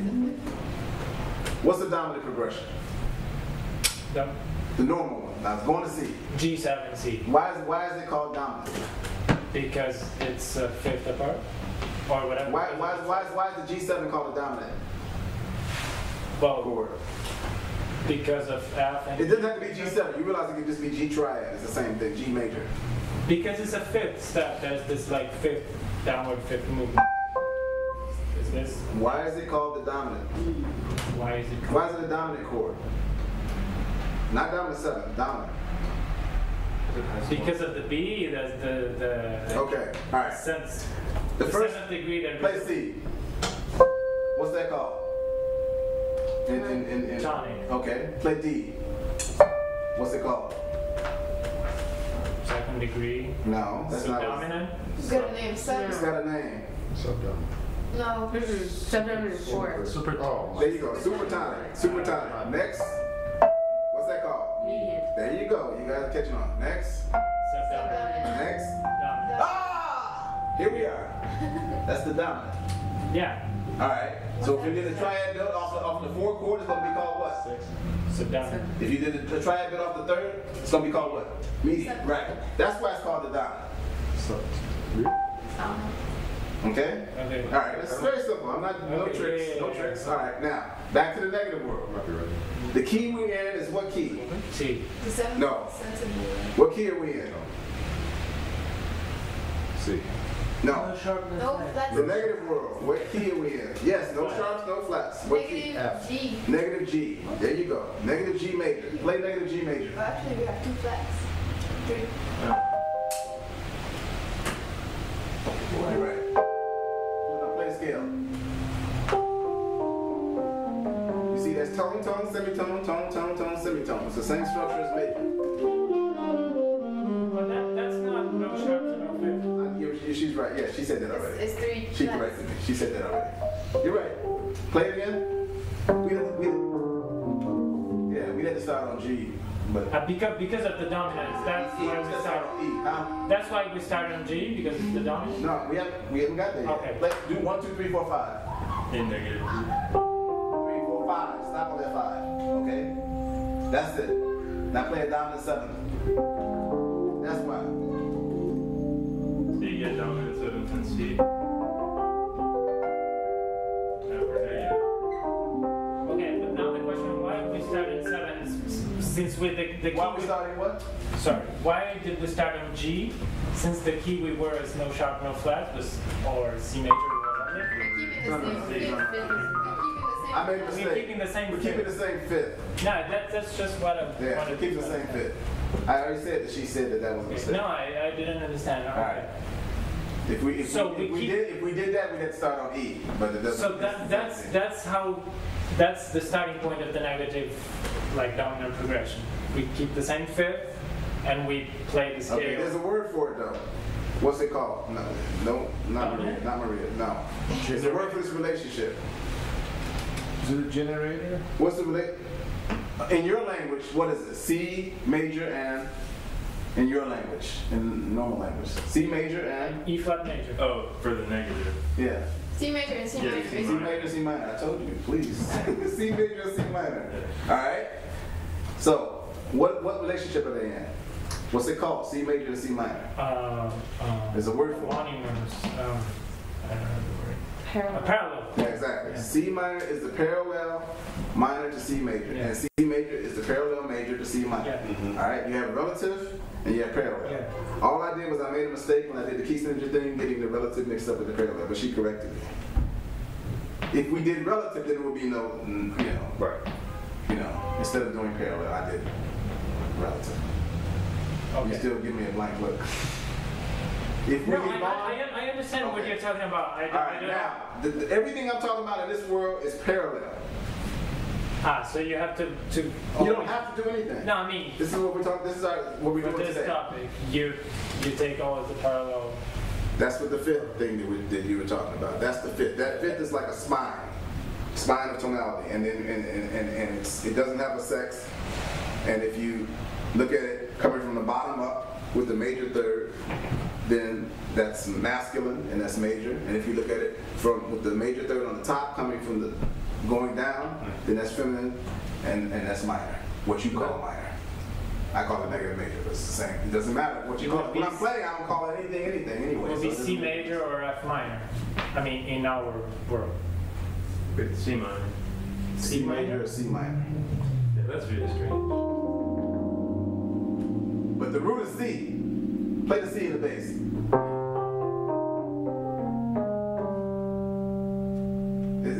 It's gonna fuck with you for a while. You have to accept that. If you keep going. But after a while, I know what's messing you up is that fifth is the root thing. It's what messes everybody up. Okay. I mean, that always does it. I mean, right? It took you a second. That's the argument they used back in the old times to say that negative harmony didn't work. I think, like back in the 13th century, right? They said negative harmony didn't work in the 13th century. Yeah, like Who was saying this? Michelle? He means that minor things don't work. You mean minor? It means the turbidity theory. well, No, they weren't talking about this. They weren't talking about this issue in the 13th like century. harmony instead of modes? No, I'm not talking about, because they had these kind of discussions and topics about negative harmony, and I don't know about it. The 13th century. Why'd you pick that? well, because I had a few musicology courses. And they were talking about negative harmony. I want you to send me that. They were talking about negative harmony in the 13th century. Yeah. I want you to send me that. But now, what I know is this: the old Plagal modes are the closest thing to come to what I'm calling a negative harmony. You know, the Plagal modes, and I know that they talked about Plagal versus authentic. That's the modes, not cadences. Now it's a different thing. Plagal mode is not the same thing as a Plagal cadence. All right. I mean, what I'm calling But you can look that up. The fact of reading backward the right. Oh, you mean I understand what you're saying. I understand what you're saying. Descending from heaven. Yeah. Okay. Because the fact that you're reading up, going up from G but down from C is kind of weird. Because if but we just did it in sound, so we already know it works. So we don't have to make we don't have to make that distinction. We don't have to talk about whether it works or not. All we're just talking about is nomenclature here. You know, we just played it. He just played it with the. You know, I mean, you play it. I mean, let's play. You know, Topsy. You guys, yeah, know Topsy? Like, examples are not justifying the huh? Examples are not justifying, right? It's not examples. I'm talking about sound right now. I'm not even talking about theory. You've heard all of this before. The stuff that I'm telling you, you've heard parts of it in Chopin and all kinds of stuff. It's already there in the history of music. I'm just giving you a point of view. The sound is already there. I'm telling you, this negative stuff is all in Von Freeman and Coltrane's playing and all that stuff. But you see it. When you see it, then you recognize it. If you don't recognize it, then you call it something else. You know, you start talking about flat nines and sharp nines and this and that, you know, because that's how you know it. It goes back to that statement I was saying, you know. If you learned how to think about everything in seconds, then that's what you would hear. Everything would be seconds for you. So that's, you know, yeah. The thing of starting, sorry, just one question. Starting in the fifth, is that the way it keeps the thing parallel? Because it's not starting on the fifth. That's one. In this negative world, that's actually one. Yeah, because it's the root is the fifth. The root is the root is the fifth. So we have like a major. When we play G, E flat, C, we have a major triad. Right. That's 1 3 5. That's 1 3 5. Going so. down. Yeah, because if, like I said, we started in D with the F minor, then it wouldn't be parallel. It's 1 3 5. No, it's not. It's one. Listen, start on C, play 1 3 5 going up. Now start on G and play 1 3 5 going down. That's all it is. It's that simple. You're trying to make it. That's why I started on the fifth, right? I don't know what you mean when you say start on the fifth. What do you mean by that? In negative. That's not the fifth in the negative world. It's one. You start, okay. The fifth is the root. I should phrase it better. The fifth is the root, which in the negative world is C. Play 1 3 5. Start. 1 3 5. Okay, just do that. Play 1 3 5. You gotta get that in your head. Okay. 5 is C. And 1 is G. Yes. And 3 is E flat. Exactly. You have to learn how to think what I'm trying to say is that the root and fifth they flip. Think of it this way. In the positive world, let's call the first note the generator. Let's not call it the root. Okay? The generator would be C. The generator is 1. Whatever it is. But in that case. Whatever 1 is, whether you talk about a negative world, a positive world, and in any key, 1 is the generator. Okay? It doesn't matter. Even if you talk about a temporary chord, like a 7th chord or whatever, 1 is the generator. Alright? So, in the positive world, the generator and the root are married. They're the same note. They're together. Togetherness. In the negative world, they're divorced. They're not the same note. The generator and the generator and the root are a fifth apart. In the negative world. The root is a fifth below the generator. And it's not going to make sense until we do something else. I guess we're going to have to do one of these song things, you know, because it's as long as it stays in the theoretical scale world, it's not going to make a lot of sense. All right, so I don't know what you know. Can you all the things you are? We can do that. It's complex, but we can do it. It moves around a bit, but we can do it. I tell you what, let's do happy birthday first. That's simple. Okay, we're going to do happy birthday. Okay? Let's play it. C.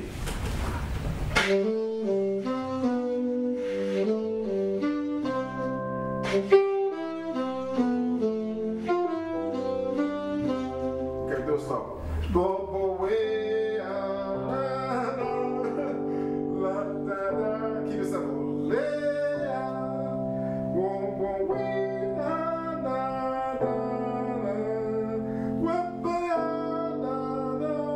Okay, now the last one we're gonna go back to 1 and then the 5 and 1. Flipping 1, da, da, da. That's the only difference. Okay, other than that, everything else you played was fine. And then that middle chord, Lydian. Whoa. Okay, all right. You guys got that? Like someday my prince will come. Someday my prince. Right? You got the same thing. All right. So you guys got that? Everybody follow me? Yeah. Come on now. If you got a question, now's the time. All right. Now we're gonna take this and we're gonna do a negative version of it.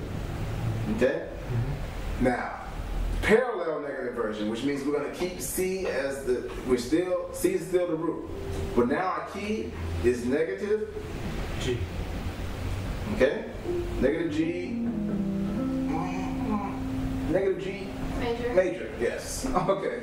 All right. Negative G major.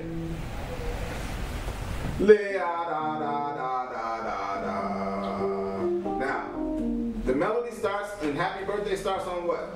5th. It starts on the 5th. Okay, now, just in numbers, it goes 5, 6, 5, 1, 7, 5, 6, 5, 2, 1. Please. Kill me. 5, 5, 3, 1, 7, 6, 4, 3, 1, 2, 1. Does everybody agree with that? Mm-hmm. You sure? I could have made a mistake. You guys got to check me. All right. Now, in the negative world, those numbers stay the same. They don't change. Those melodic numbers. Right?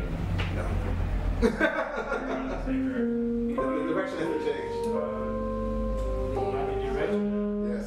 You're in the negative world. Yeah, sure. The direction of the scale changed, right? So the direction of the melody changed too. So this is Yeah. 5, 6, 5, 1, 7.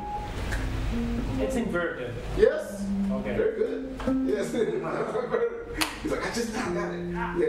Yes, but it's inverted functionally. You'll get It's you'll like get this 12-tone music. No, it's not. No, it's not. It's closer to Bach. It's very, very different than 12 tone. Yeah. What Bach was doing was very different than what Schoenberg was doing when he was doing inversions. It was different, but at some point, some things are common, not the whole thing. Yes, yes. The intervallic inversion part is common, but Yeah, what you have to know is what is the difference. You have to understand what the difference part is. Okay. But anyway, Okay. that's a long story. You have to study it. But okay, so here we go. We're gonna do it.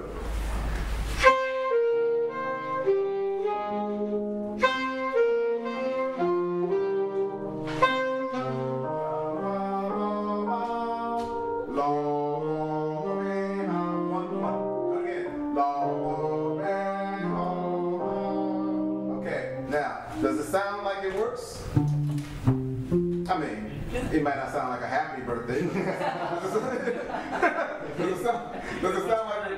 Yeah. It's a melancholy birthday, but does it sound like it worked? Yeah. Okay, do it again. Never play a melody. You just...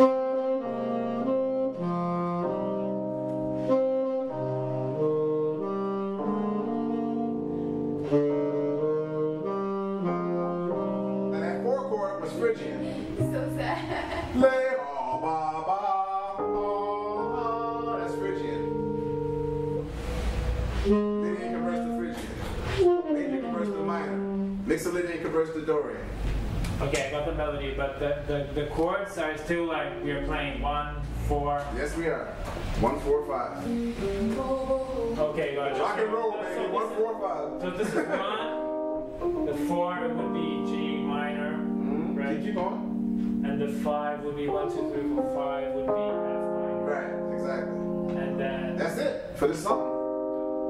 G 5. Wait, 5 is F. 5 is here.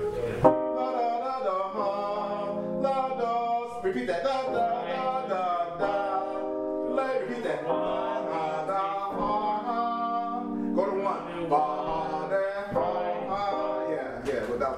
but that's it. That's it. You got it. That's it. I mean, you. That's it. I was just. Yeah, that's it. That's it. You got it. Essentially, that's it. That's it. You just have to watch out for that Phrygian sound in the 4 chord. Because of the interaction of the melody chord. Yes. Well, yeah. That what's results in the Phrygian? That's it. That's kind it. of. Okay, that's it. That's it. Okay, so we have that, right? Now we're going to go to all the things you are. It's a lot more complex. His keys changed. Yes, because we're moving. Moving. Sorry. I know, it's old hat to you, but hey, what can I say? All right, we'll go through it fast. Regular all things you are.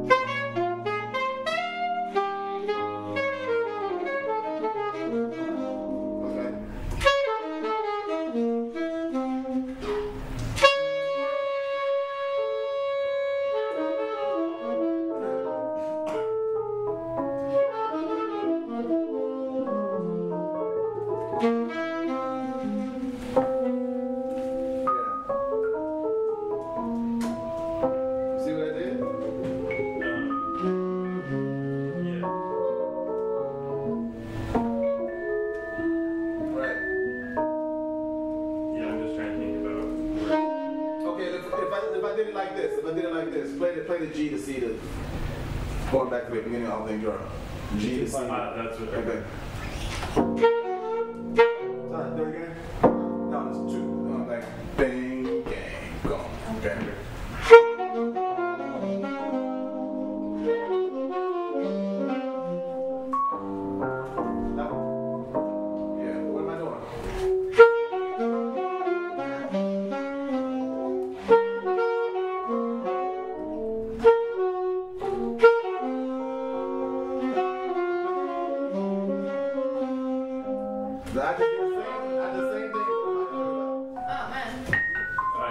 So that's -2/5. Here's what you're doing when you play the 2/5. When you play the 2/5, what you're doing is a cycle of fifths, right?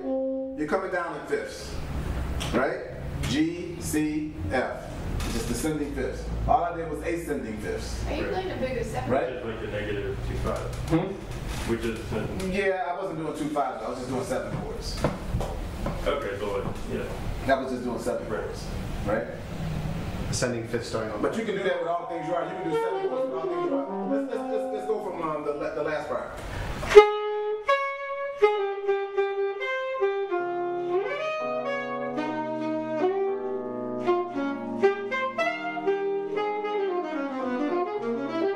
I'm just doing 7 chords, right? Right? Right? So it's the same thing, you know. You can play straight 7s. You can just play triads. Like,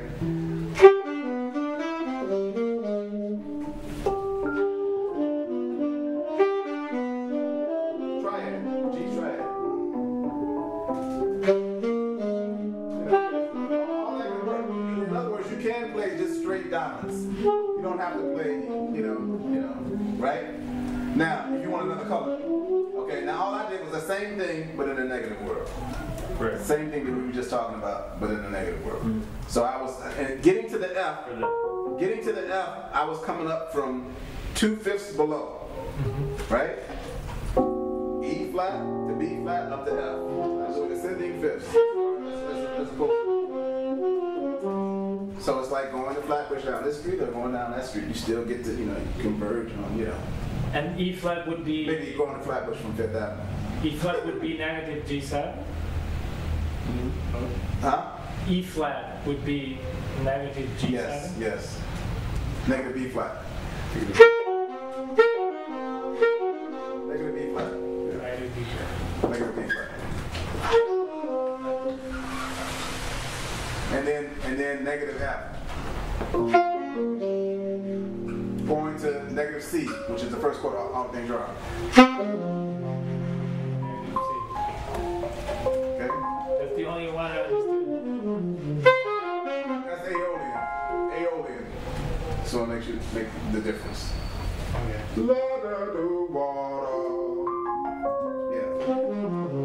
The others weren't. The others were Dorian. Okay. Alright? You got that? Alright, now we're going to do negative all the things you are, which is a whole nother thing. Okay? Before we start, all the things you are starts on what? The third. Oh, we got all kinds of things. The third of what? The first chord. Okay, alright, that's one way of looking at it. Another way of looking at it is it starts on? The root. Of what? The key. Huh? The eventual key. Yes, the key of the song. That's another way of looking at it, okay? 4 flats. Huh? 4 flats. Yeah, but the note, the pitch that it starts on, the relationship. Alright, so now we're going to do all the things you are. All the things you are is in the key of? 4 flats. The key of? A flat major. A flat major, Sorry. yes. Now, we're going to do our negative version in the key of? A flat minor. Negative E flat. Negative E flat. Yes, negative E flat. It's that fifth again.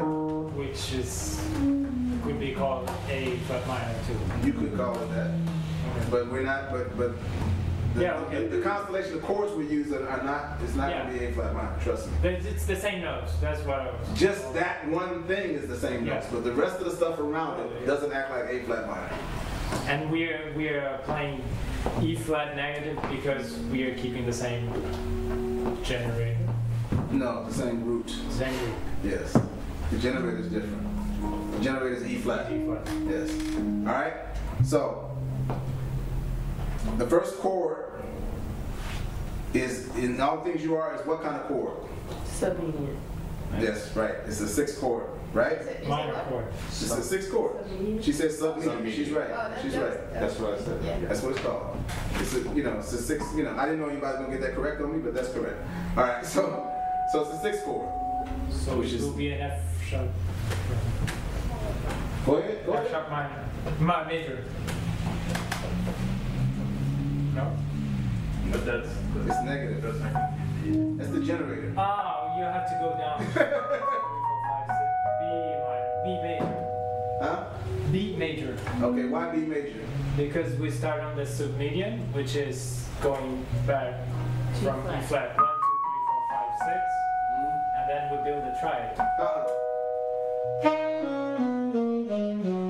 Then do the whole chord.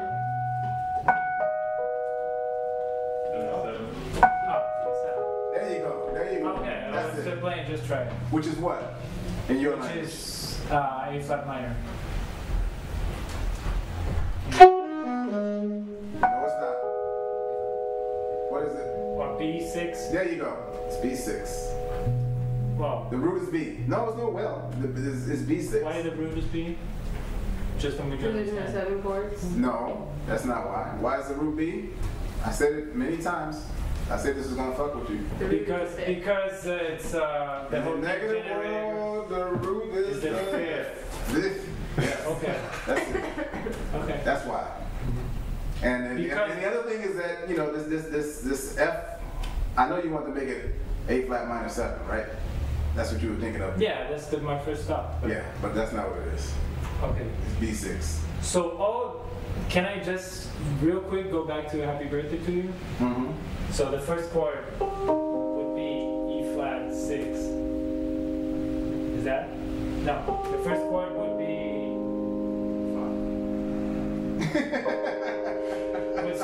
Would starting E flat. No. Well, no, I think what you're trying to, if you're playing Happy Birthday with 7 chords, Yeah. But if we Let's weren't- keep it triad. Okay, we'll play triad. So well, then it's right. Then it's C minor. Then we don't have to change. It's still C minor. Don't have to change what? It's still what it looks like. It's C. It's always what it Right, looks it's only like. when you have the 7. Okay. When you have the 7, that's that changes the. Okay, so all the things you are, okay? The melody note starts, now you said 2 different ways. It was a third of the chord. So what's the chord? What's the third of the chord now? You just said what the chord E was. flat. E flat. or D sharp. Okay, all right.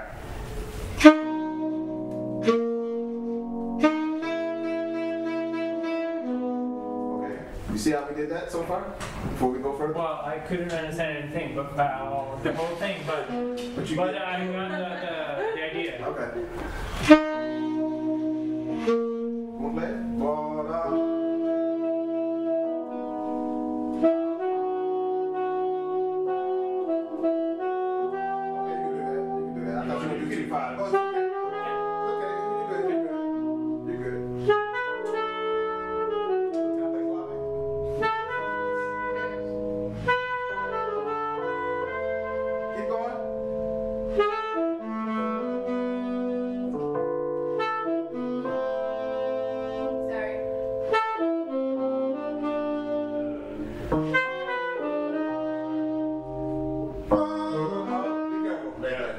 You know what that is? There you go. There you go.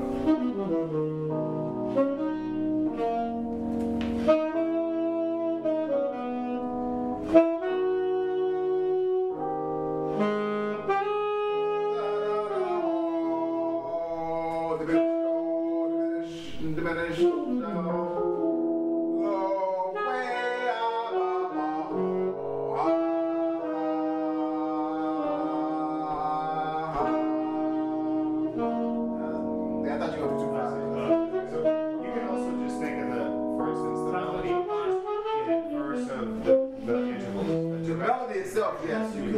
The melody itself, yes. What you're going to have problems with is the relationship of the melody to the harmony, right, and the whole constellation. The melody itself, you can just, once you get the right starting note, which is going to be a big problem for a lot of people, even that, you know. Once you get the right starting note, it's just simply inverted intervals.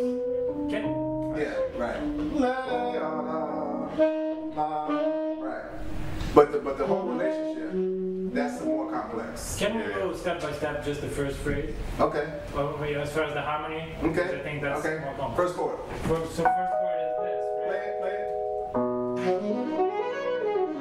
Okay, so second chord, how's the best thing to think in relation to the first? The best thing to think is the same way you think in all the things you are. That's the best way.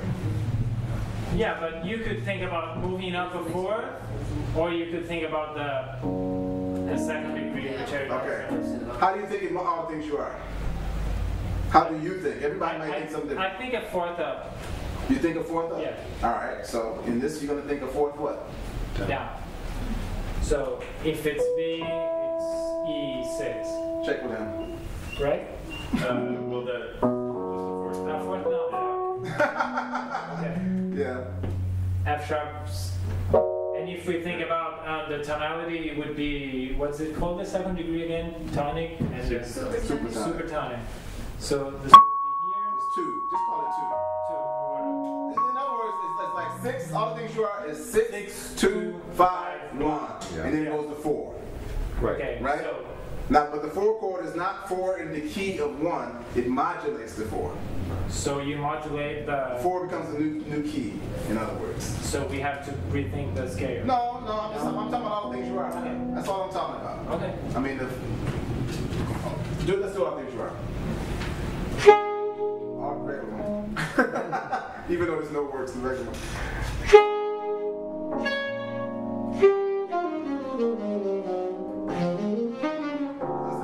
I'm just saying, we modulate the 4, right? Okay. And then you, that's funny, you're doing 2 5s here, but you weren't doing 2 5s in the other one. In the negative? In the negative world. Yeah, it just takes a second. Oh, okay. All right. I was just wondering why you're doing that. All right. So do you think it's a new key, the D flat? Because I don't think that, for me, it's still 4th chord. All right. I think it was a new key, but it doesn't make a difference. Doesn't matter. It doesn't make much difference. But I'm thinking anyway, I'm thinking moving through keys anyway, so. But my that's question why I think like that. But when you go to the negative word, it makes a difference if you think there's a new key. Or no? That's the question. Do you have to build another scale to... We lost the drummer. Well, Regular. Okay. I mean Yeah, let's go faster because we only have 5 minutes. I mean, some of these questions, you get too detailed, we'll never get there. All right, let's do another song. Let's do what else do you know? Let's do Cherokee. It's easy. Okay. Secondary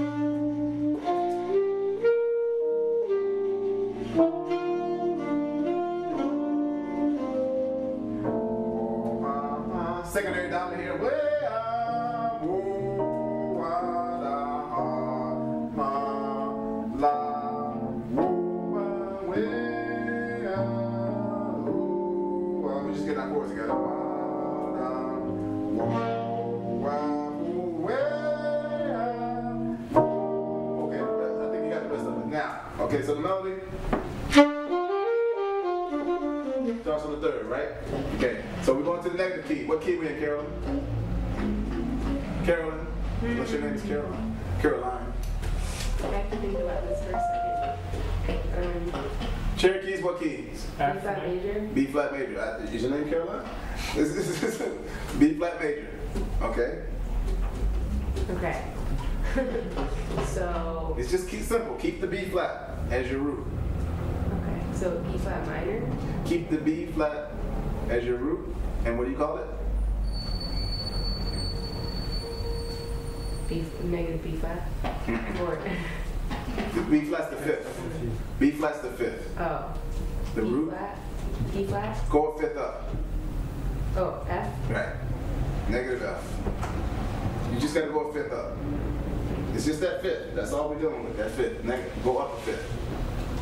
Okay. Remember, it's up from B flat or down from F. That fifth is like a pole. And it's up from the bottom part of the pole or down from the top. Think of it like a pole in this room. And either you're sliding up from here up there, if you could do that, or you're sliding down from there up there. And think of that fifth as just being a pole. And that's it. It's that simple. Okay? It's still not clear to me. Okay, well. Yeah, I'm there with Yeah, well. on that. Okay, anyway. But for now, I will understand that. Right, so you only have a few minutes. Okay, we still start on the third. So right, exactly. Okay, you know it? Right. What's that? What's that augmented chord? It's a five. It's a five. Play the five in the C.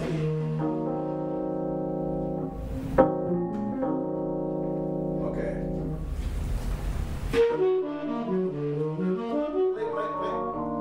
Play. There you go. Alright? No, augmented. Play augmented triad. That's it. What she's playing. Play augmented triad. Right. And the root is right, exactly. Okay? So that's like E flat minor with a major 7. Okay? Okay, that's what it is, okay? Okay, here we go. And then that turns into E flat 6, okay?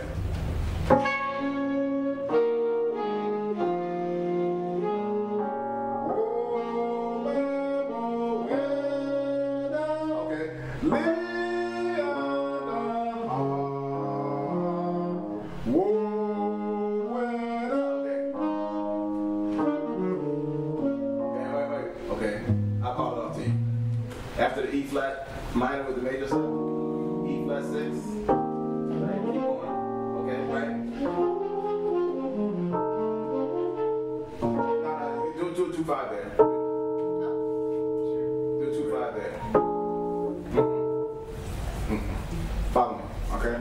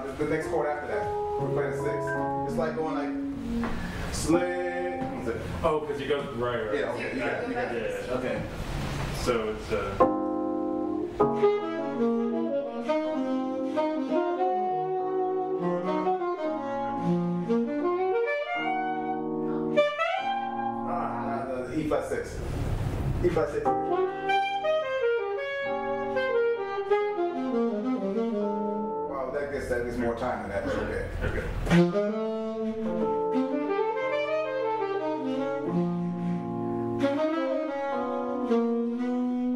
When I played with D, I played D flat minor 6 on A flat.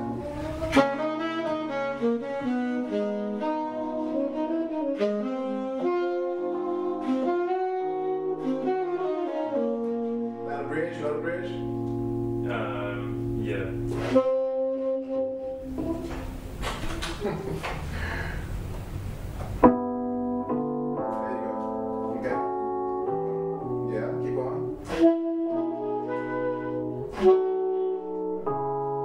Keep going. Just 2-5.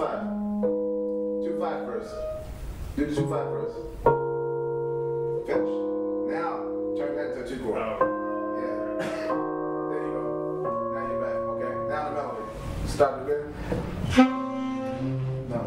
G6. Oh, the bridge melody. It's a little faster.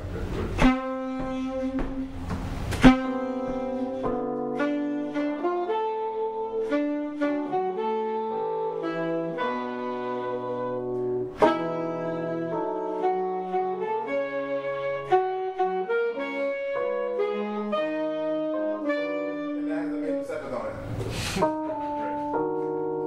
Let's do the roots. Let's do it. Just la da da la. Let's do it. La da.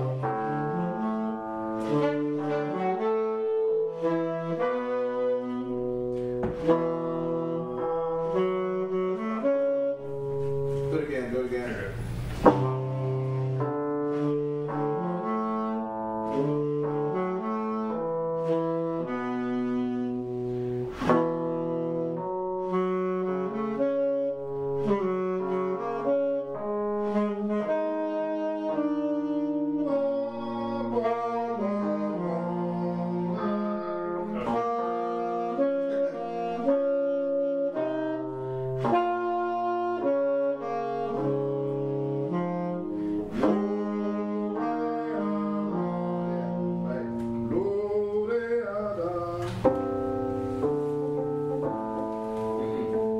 La da da ho ha.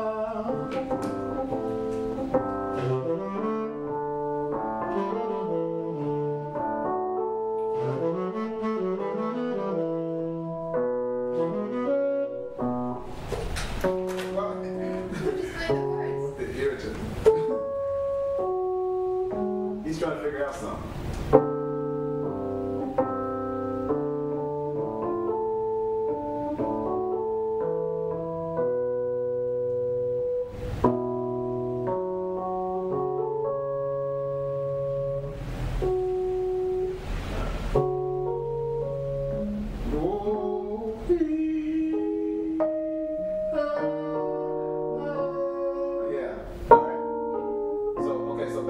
Back to rhythm changes, regular rhythm changes. Okay? All I'm saying is that the only reason we're doing that is to learn how to think in that way. That's the only reason. It's not to play the song backwards or whatever, upside down, whatever you want to call it. It's just to learn to think that way. The real thing is to learn to realize that both of these worlds are really the same world. That's the real thing. But there's no difference between one world and the other, except for the way you think about it.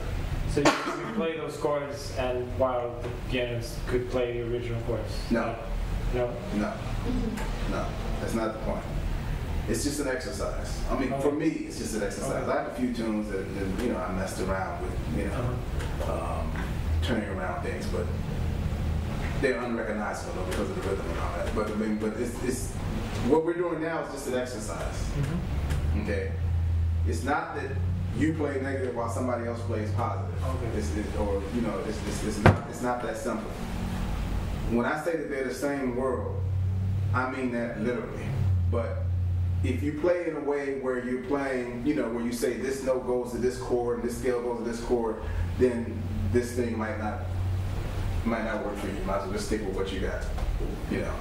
But if you think in terms of paths, then this is another thing. See, because it's not, to me, it's not a matter of if somebody plays F7, whether I play the same notes that they're playing, or even the same common substitutions that they're playing. You know, the question is what I'm playing going to lead me to wherever we're going? That's the question. That's what I wanted to say earlier, you know. And so I'm thinking about where I'm going. I'm not thinking about, like, in terms of hierarchy, you know, what chords. So this kind of led to what you were talking about before when you said, well, she played a few notes before the 6th chord, you know. But I wasn't really thinking about the 6th chord, the 2 chord, the 5 chord. I was just thinking about there's a certain path that's taken in the, you could say, the composed composition, and I wanted to get to the same place. You know, so it's like I'm saying I'm going to meet you at Citibank at 3. It doesn't matter where I go before I get to Citibank at 3. The point is, if I get to Citibank late, you won't be there. If I get there too early, you might not be there. If I get there at 3, you know, and if you get there at 3, we have a good chance of meeting. But when we get to Citibank, you're not going to necessarily say, whoa, man, which streets did you walk down?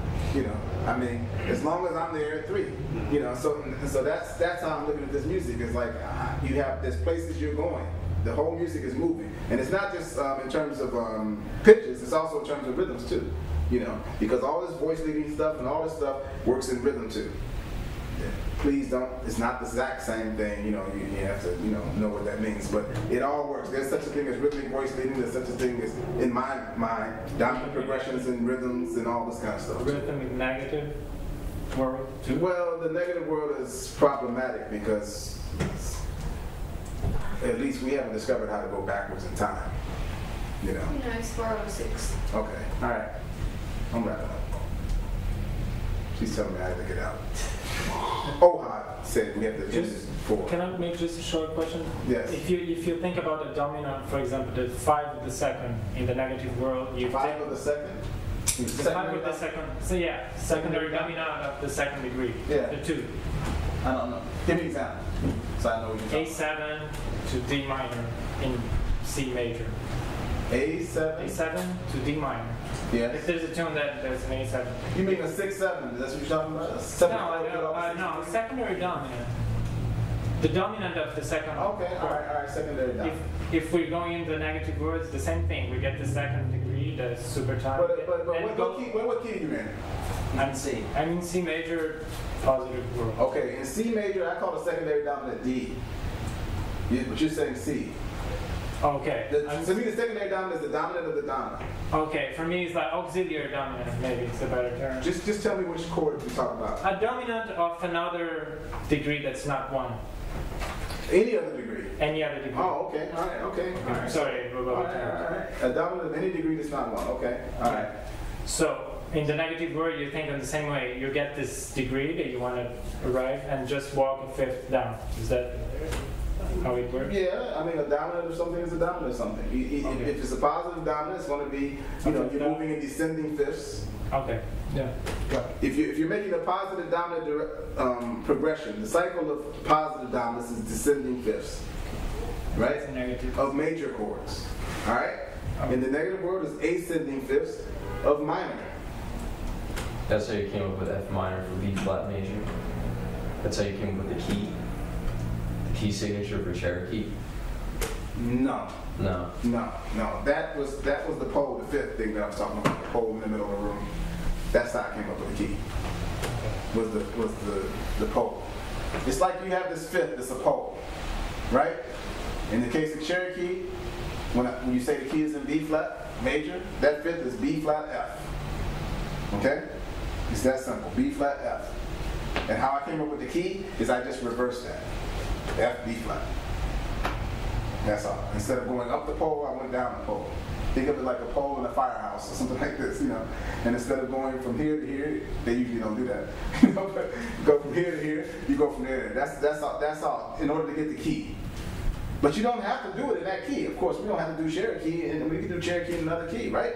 Mm-hmm. It don't have to be in B flat. And so same thing with the negative word. You don't have to be in that, you know. I'm just giving you the way I'm thinking in terms of this conversion process. But you could change the key, just like a singer would do or something like that, and then you get a whole other thing. Then. Yeah, it would be another key, just like it's still functional.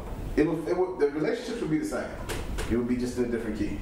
You know? You could also do the long way, right? Like if the pole is B flat and F, say in the positive world there's a G, then in the negative world, Where you get the G from? I'm just picking a note. Okay. I'm just picking, say there's, you know, Okay. if you're like translating, Okay. from positive to negative, that's the whole B flat and F. Please correct me if I'm wrong. In the positive world, there's a G that would turn into an A flat then in the negative world, right? The 6 would turn. Yeah, right. Yeah, it's not turned into. The 6 is the 6th. Right. You know, it translates. See, if you're thinking, a lot of times these older cats thought in relative terms. One of the reasons is they play with a lot of singers, and you know how singers do things. They just sing whatever, you know. So they thought in relative terms. So Von Freeman told me that he never thought of all the things you are as F minor, B flat, E flat. He never thought of it like that. It's just numbers to him. It's just this relative thing, you know. So if you just think in relative terms, all of this becomes easier. But if you think in fixed terms, if you think that the chord is this or that, but if you just think 1 chord, 6 chord, 5 chord, if you want to think like that, you know, or intervals or however way you want to think, then it becomes easy. Because you don't even have to say G, you can just say the 6th. Right. And it's the 6th whether you're talking positive or negative, it's just the 6th. You know, you just gotta know where 1 is. Right. That's the, you know, so you back to that, where's 1? Like in rhythm, where's 1? You know, so you gotta know where 1 is. Once you know where 1 is, then, you know, everything, what'd you say? I said it's like. Okay, so she's like, sorry. Thank you. All right, sorry. Thanks for that. It's too long for one thing, you know, it's too long for years, actually.